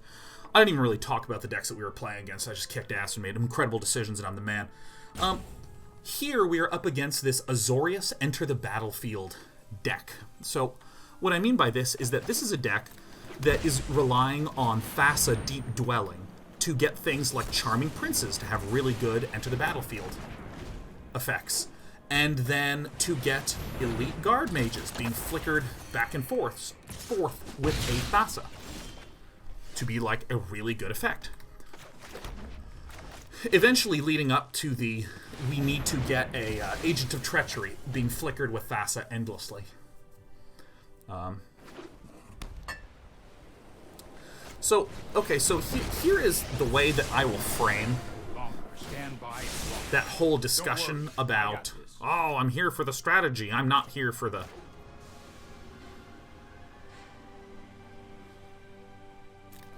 whatever the fuck.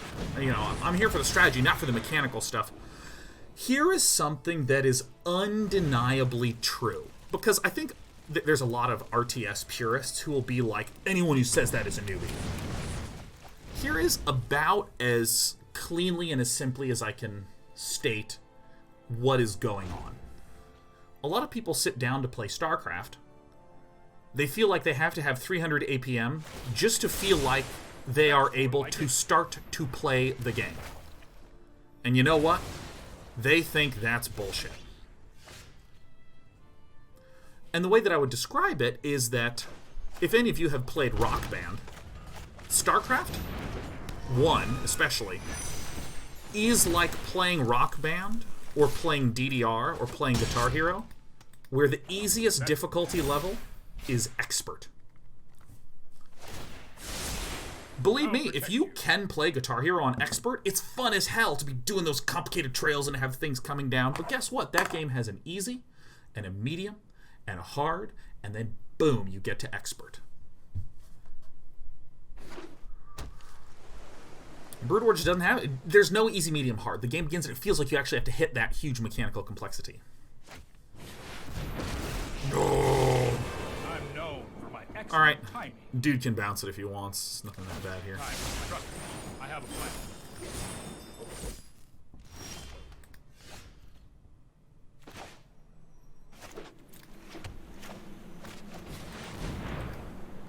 Oh, I meant to shock that in. Well, whatever.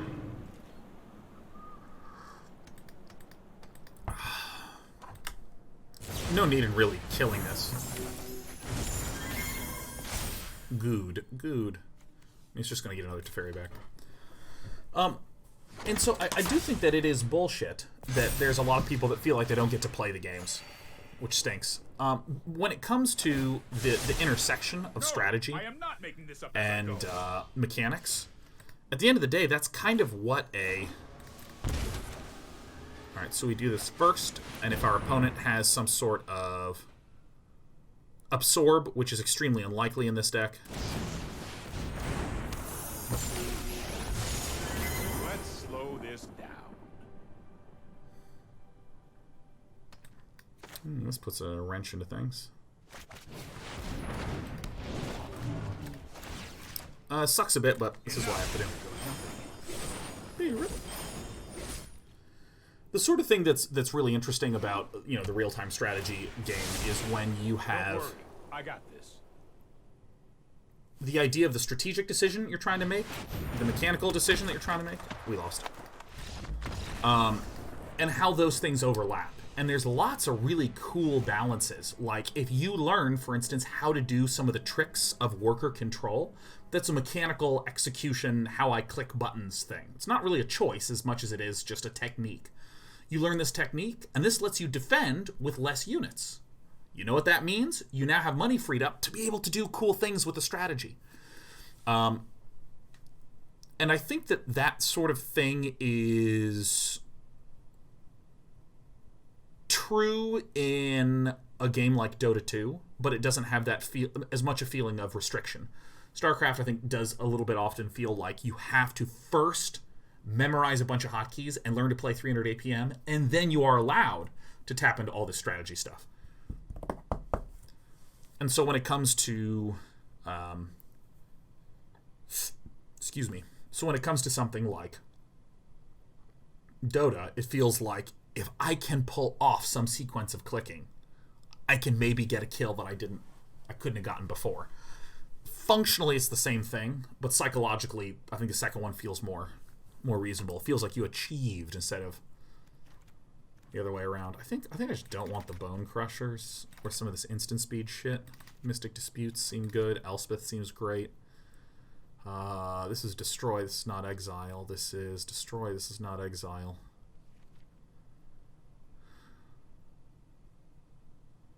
I think I actually do want the Robbers of the Rich in here. Oh, this guy gets out of here like right now. I think I also don't do this for now. I think I actually just try to be like a boss.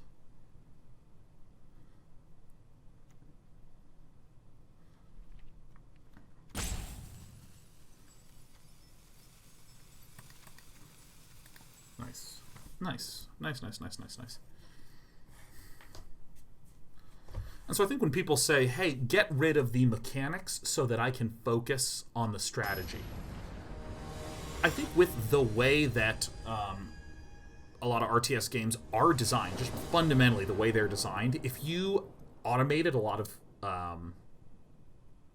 the existing stuff, and then didn't change how a lot of the units and base building and all that stuff. If you didn't change this, if you got rid of the mechanical stuff, you would actually completely delete huge amounts of gameplay. And I think that's where I would say that description fails. That's where the description fails. Like, Grey Goo is a great example. Oh yeah, friend, please started bringing it up. Grey Goo was a RTS game that essentially eliminated tons of mechanical complexity. Tons and tons and tons and tons. Which on one hand you might think, oh my god, great. They got rid of the mechanical complexity. So that means I now can focus on the strategy. What it did is it removed doing anything.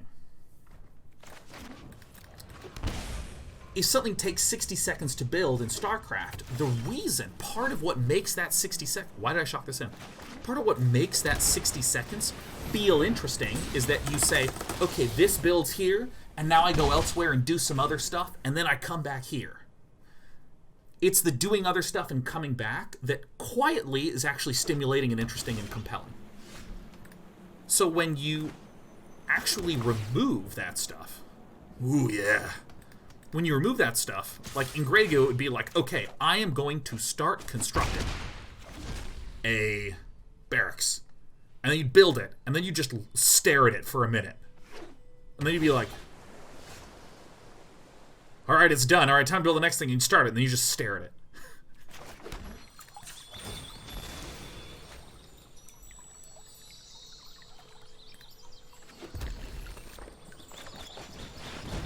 Mystic Dispute. Good, getting those out of the way. Opponent still has 5. Sweet. Bing bong. Hit him with the bing bong nose.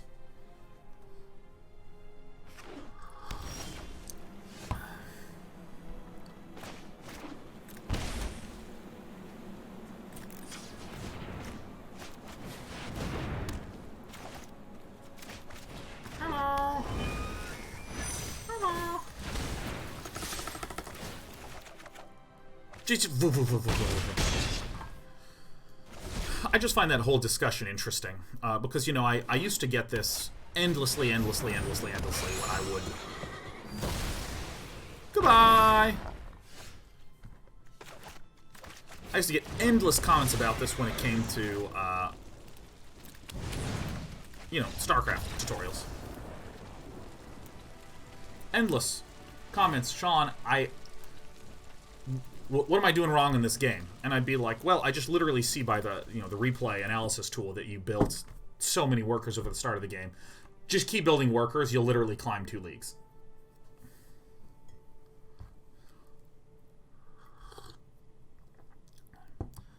And I would get the response, well, no, but like, but what do you think about the strategy? And I'm like, it doesn't matter. Build more workers. It literally doesn't matter. I've gone on this rant probably 1,000 times in the last few years. If you're not building workers, it doesn't matter what you're doing, period.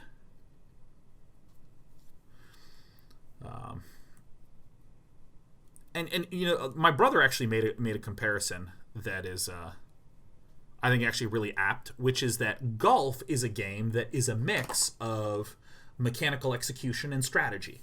For any of you who don't know golf, I'm going to explain some. And for any of you who do know golf, you're going to learn real fast. I don't know that much about golf, so I'm going to try to hit in between the same thing. Actually, I'm going to answer this brief question. Friendly Spider said, would you say that's the same thing with farming in Dota? Yeah, farming in Dota. If what makes the farming interesting is the interaction between people's execution and then therefore the resources they have available to do stuff. If I have had a really tough laning stage and I have been zoned out, my opponents are ahead, my opponents have more gold, I don't have a lot of gold, but now I have gold and I get to make a decision with it. If I had improved my laning, I could have gotten more gold and not just made different decisions, but maybe made better decisions, you know, things like this. So like, with something like golf, like physical golf, as opposed to digital golf. No. You are trying to hit the ball to a certain location, but then you're also trying to make decisions based upon your golf ability. Yeah. you're trying to say things like, well, I actually don't know if I can hit that far that accurately, so I'm actually going to choose to aim here instead of trying to aim around this corner to land over there.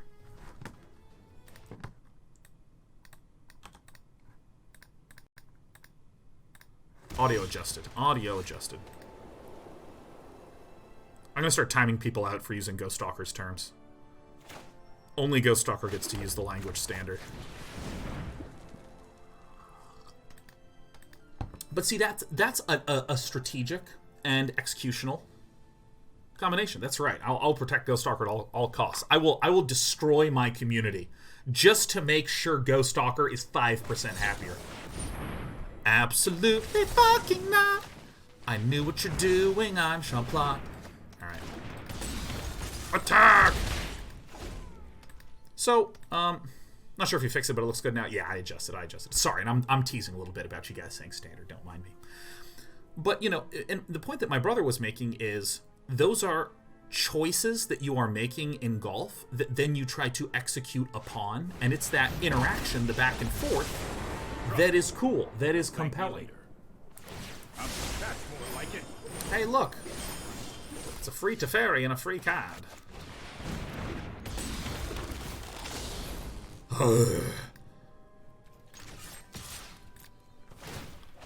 Show me what I got. And if you made a golf machine that simply hit the ball where you wanted it to go every time so you could focus on the real strategy in golf, if you were saying stuff like that, people would think that you're being ridiculous, right? What are you talking about? Like the real... That's what the game is. And so, too, StarCraft kind of has that similar essence to it as a game. Actually, I should have shocked this in because I think I have a... No, that was the last game where I had the little fairy guy. And I think everyone would intuitively say, if you built a golf machine that hit it exactly where you needed to go so you could focus on the strategy of golf, it would ruin a lot of the game. Now, if you removed that executional aspect and then made the strategy stuff way more complicated, then I think you'd be in the territory of things starting to look and seem and be okay.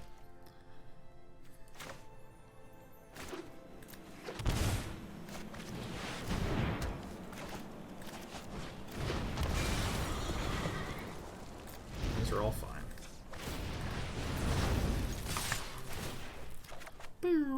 Woohoo! Bing and a bomb. So my opponent is not yet at the amount of mana to cast the Agent of Treachery.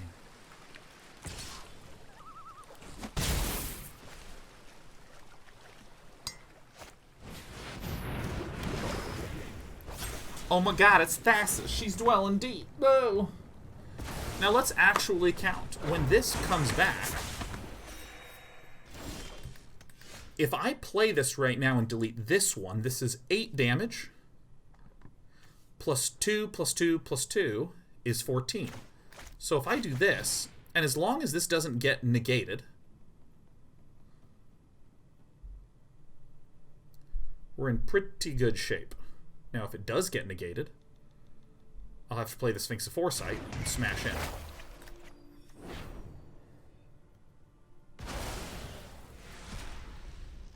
So now I'll actually have to play this one.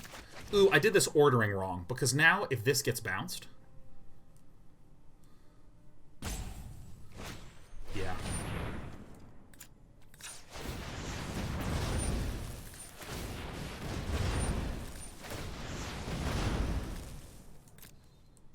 Put this one on top.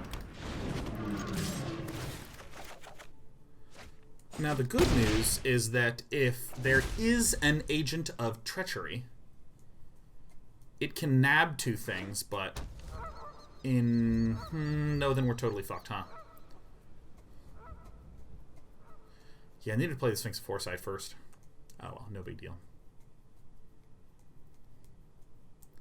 Fishweather says, what percent of Brood War / StarCraft 2 would you say is strategy versus execution? The whole thing that I'm trying to stress is that... let me avoid the statement strategy and let me just avoid the statement strategy for a moment. Because really what it is there are choicey things What do I do with this amount of money? Do I build a worker? Do I build a marine? Should I go mech or should I go bio this game? These are sort of the decision-y, choicey things. And then over here, there's execution-y things, right? Execution-y things would be, I'm non-stop building workers. I'm never missing depot, all this stuff. What I'm saying is that this choicey thing times this execution thing, both of these together create a huge amount of strategy. And if you eliminated all the execution-y stuff and you just had choicey stuff, but you didn't change the choicey stuff, you would actually have way less strategy available than people realize. That, I think, is the better way to describe it, because people, I think, frame it as strategy versus execution, when really it's choicey mechanics plus... You got it. Really what's happening is choicey mechanics plus execution mechanics that then together build the space of strategy. That's actually probably the best way to describe it. Because I think people frame it using those words, which is fine in terms of description, but it can be a little bit misleading. Ari says, I mean, execution things are choicey things too. I am simply defining that to not be the case. I'm using choicey and execution as definitions, not as semantic quabbling.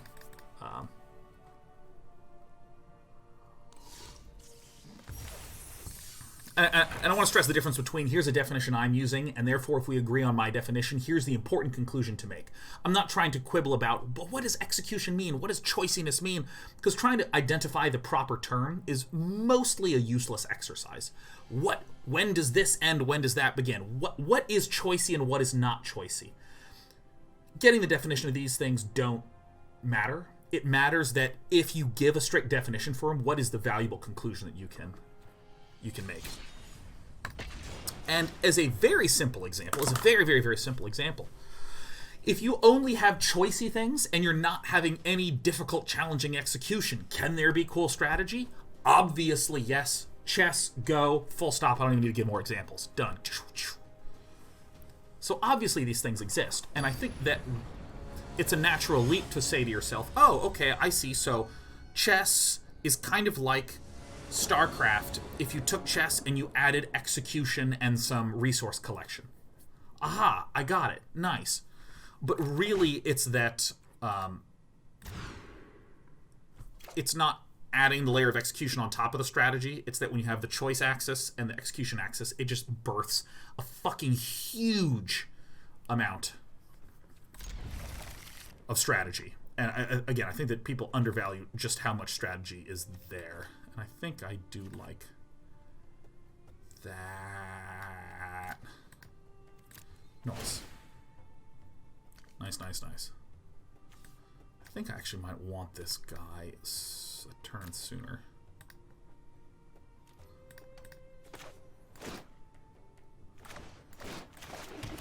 This is about as good as I can get it.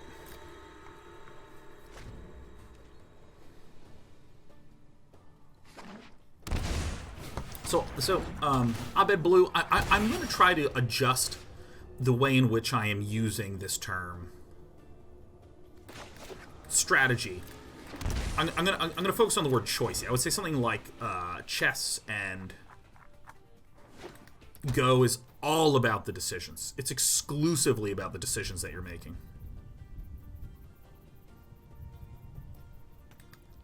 I think I've just kind of meandered towards and finally stumbled upon my point.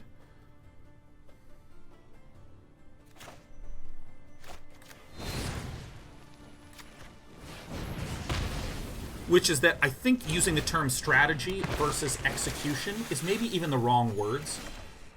Yeah, I think today we have unearthed a new point. Let me come back to the game. We're against a Rakdos Aristocrats deck, which focuses heavily on sacrifice and stuff like this to ping for cumulative damage over time. Sorry I'm late. And so what I want to do here is, because I'm probably going to get slowly pinged out, I want to gradually gain enough momentum.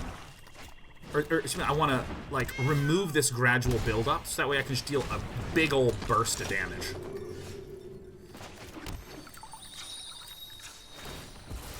This card owns us, man. I think we just get rocked game 1 here. But we have a pile of Devout Decrees in the sideboard, so... should help some. I'm pretty sure it's going to go Mire Triton sack.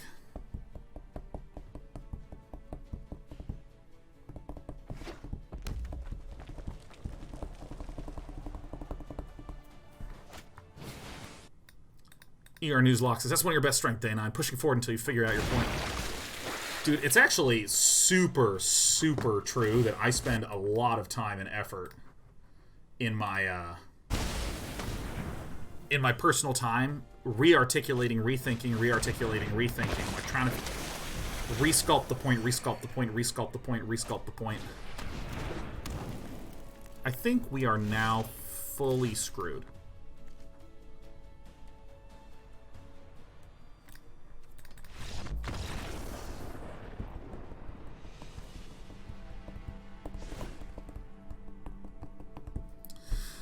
Okay, so let us think here. I think I just don't want some of these pricey Cavalier of Gales. Elspeth Conquers Death, not really necessary. Brazen Borrowers doesn't do terribly much, but Devout Decrees are amazing. Maybe I don't want the Aether Gusts. I'm going to keep them out for just a moment. Destroy an artifact or enchantment. Destroy artifact or enchantment and heal. This all seems good. Get one of these guys in here. If I tried to squeeze in another one of these, which one would I get rid of?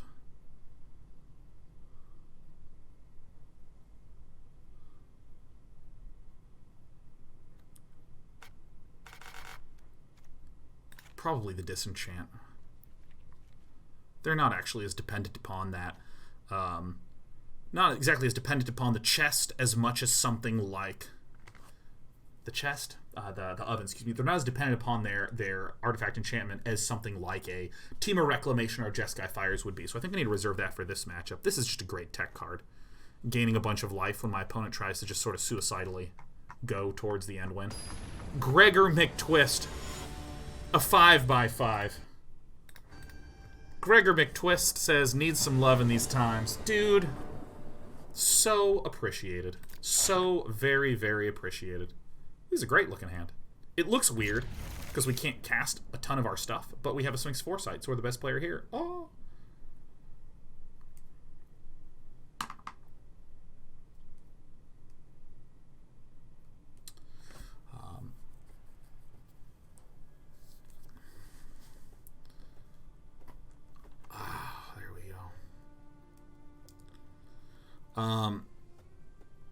Yeah, my internet is really struggling. You know, I think that it's pretty simple. Comcast traditionally has issues when there's a lot of people connected, which, you know, I think it's just scummy in general. No, okay.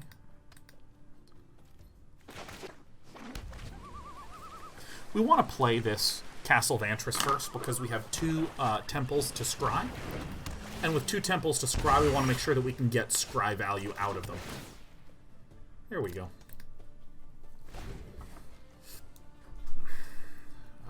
So given... I have blue, so for choiciness and execution to be our axes. Would games like Civ lie somewhere in the middle? No, I would say a game like Civilization is fully all the way over to the... It's just about choices and decisions and stuff like that. Given the definitions for how I'm using them, yeah. And I recognize that these words are not... these words are not super perfect. But that'll do. That'll do fine, Pig. They will do fine.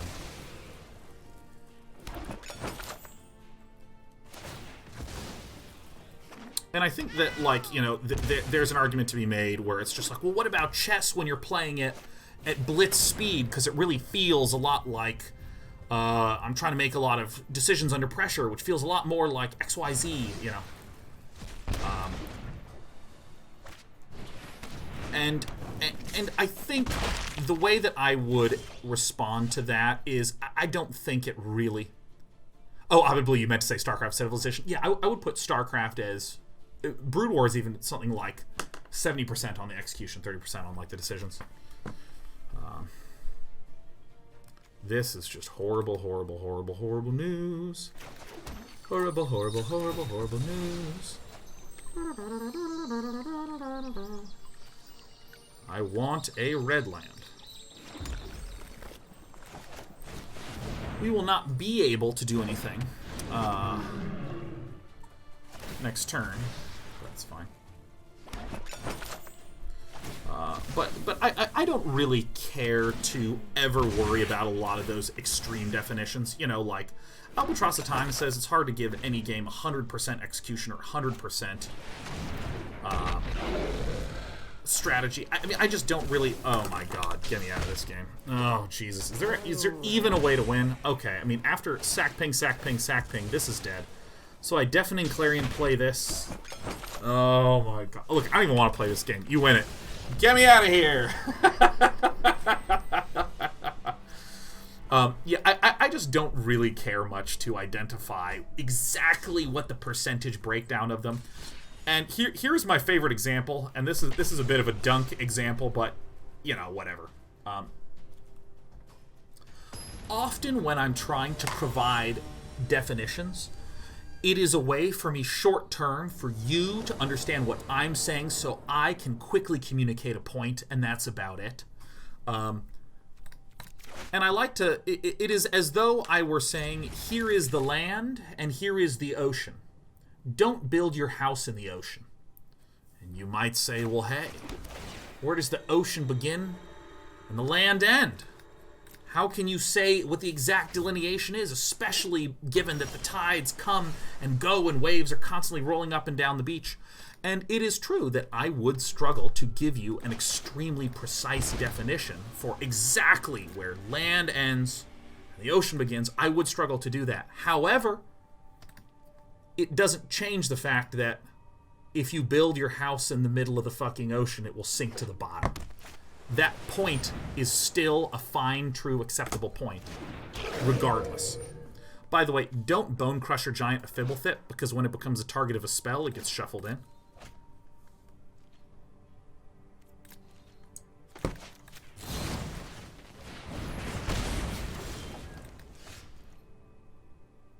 I have just hit my limit with this deck. I'm done. If you take a good old-fashioned normal house and build it on top of the water, it will sink to the bottom. But is a yacht a type of house? You know, like, again, it doesn't change. It doesn't change the point. It doesn't matter.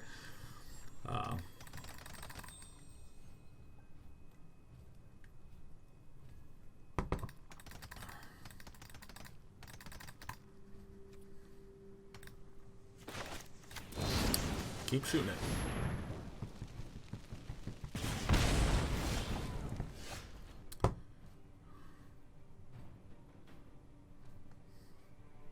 I don't like not drawing land. Brr.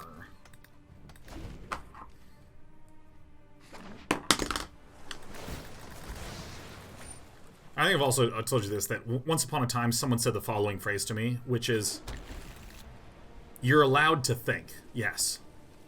Because I was the sort of guy, I was like, well, excuse me, but, like, how do you define precisely where one ends and the other thing begins? And he's like, well, I mean, if you're asking me, Sean, am I allowed to think? Then yes. Sean, you are definitely allowed to think. And that just sort of struck me where I was like, huh. Yeah. Yeah, that's nice. I'm known for my excellent timing. Nice. Oh, I've done the hero thing before. Or I've done the hero thing. And it's like so true. There's a lot of people that are just like putting the burden on the other person. You need to have an even more precise definition. You need to have an even more robust and completely... It needs to be so self-contained that no one would be able to ask any question. And it's like, no, dude, if you're asking me to do that, listen, you can figure it out. You can figure out the boundaries however you understand.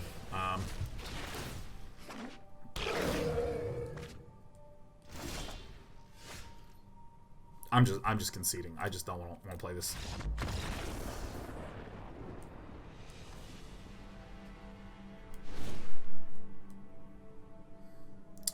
Okay, so we don't want the Bonecrusher Giants. We don't want the Deafening Clarions. We don't want the Aether Gust. We would want Elspeths, Mystic Disputes, Robber of the Riches, Leg Ion Warboss, and we're good.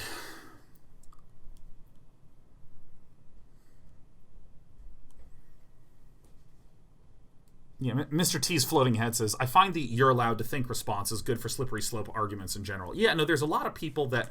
And it's actually a sort of fascinating, false argumentation technique. The idea of, if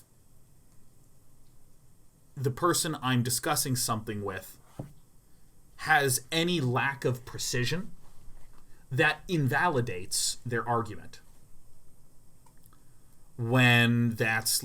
I mean, there's literally abundant evidence to show that that's not true in practical settings, you know? Which is like... I am a person explaining my strategy to someone who is below me in the league, saying, here's a really effective way to win, and I'm trying to explain kind of my thinking behind it. And my explanation is probably going to stink, because it's kind of hard to abstractly communicate why the thing is working. And then, you know, I'll encounter people who are like, well, if you can't get it, well, what about this? If you're defining that as this, and what about this, and what about that? And it's like, dude, it doesn't change. I literally win games with this shit. I literally am winning with this thing. Pay life. Oops. Pay life. I meant to play this one, but I just not clicking properly, I guess. Hello, it's me, the Brazen Borrower. Da-da-da-da. Get in there, bonk.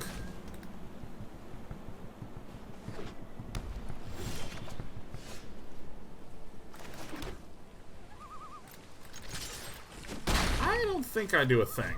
I think I'm just gonna hang out.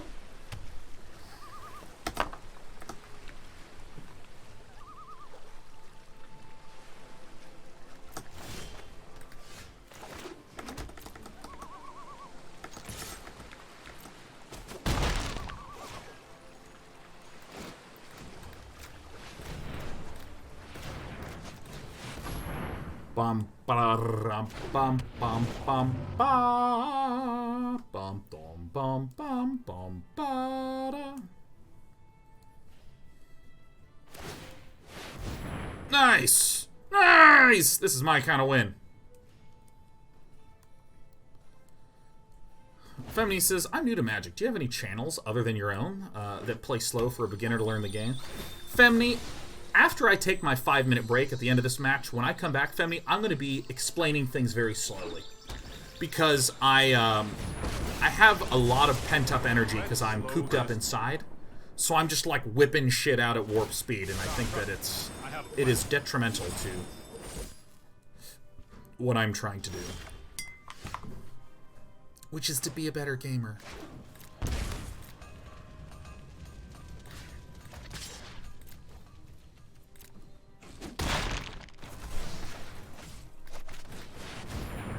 My opponent has 3 mana open. Could be a counter spell. Could be a Mystic Dispute. If it is a Mystic Dispute, I want to leave 3 of my own up. Deputy of Detention is fine. We're hungry for another Lando.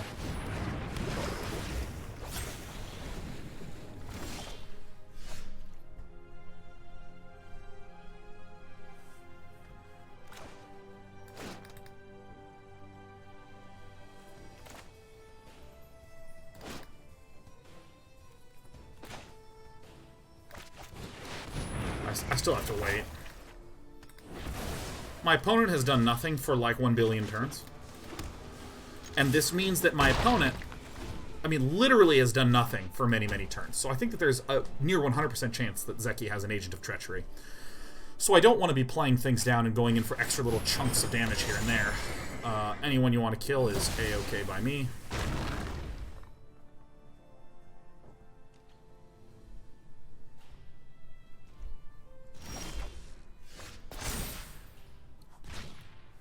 Four, 5, 6, 7, 8.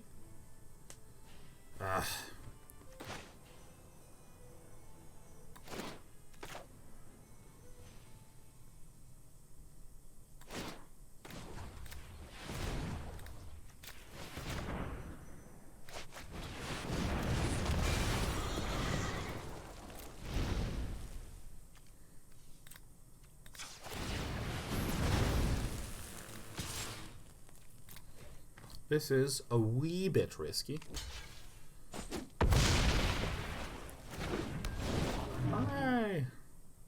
But I still think this is reasonable.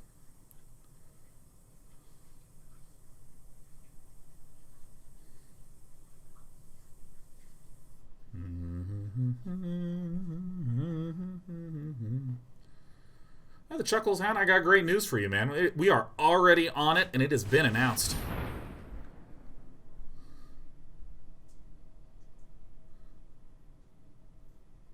So if I do this, then my opponent's counterspell will likely... Yeah, I mean, there's... I am 99% certain that there's a Mystic Dispute in here. Could be the chance that there's not, but with double blue available... Great. Maybe just another Thassa Deep Dwelling, who knows?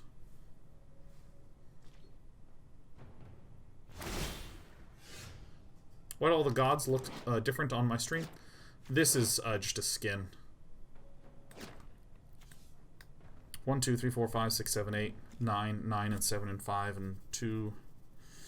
Nope, don't need this. I did it. Bum, bum, bum, bum, bum, bum, bum.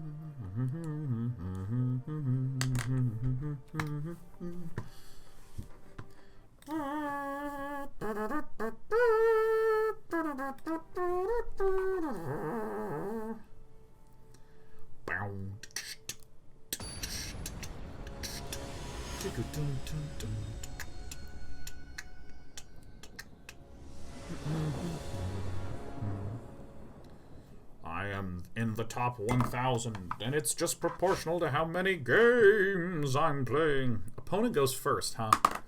I'm keeping this. This is a dirty keep, but I'm a dirty, dirty boy. I'm actually a filthy human. I'm covered in gunk. Oh, I knew I'd get there. I'm so sick. I'm no Marcio Carvalho, man. Woo! I'm actually hanging on to this pooper. Oh, fuck. Oh my god, crap.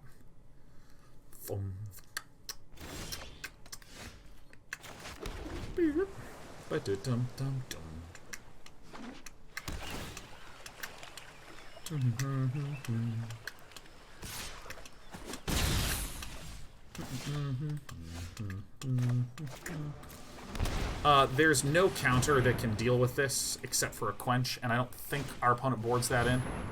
Oh, an Aether Gust. Oh. No, just get dunked to the bottom. I forgot about Aether Gust. I'm so dumb.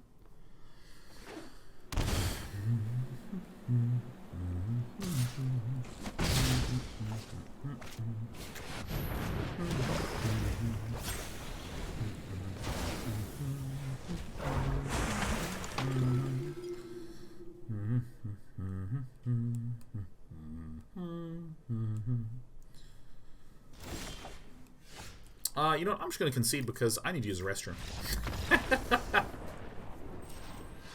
Alright, so we won quite a lot of games with this deck.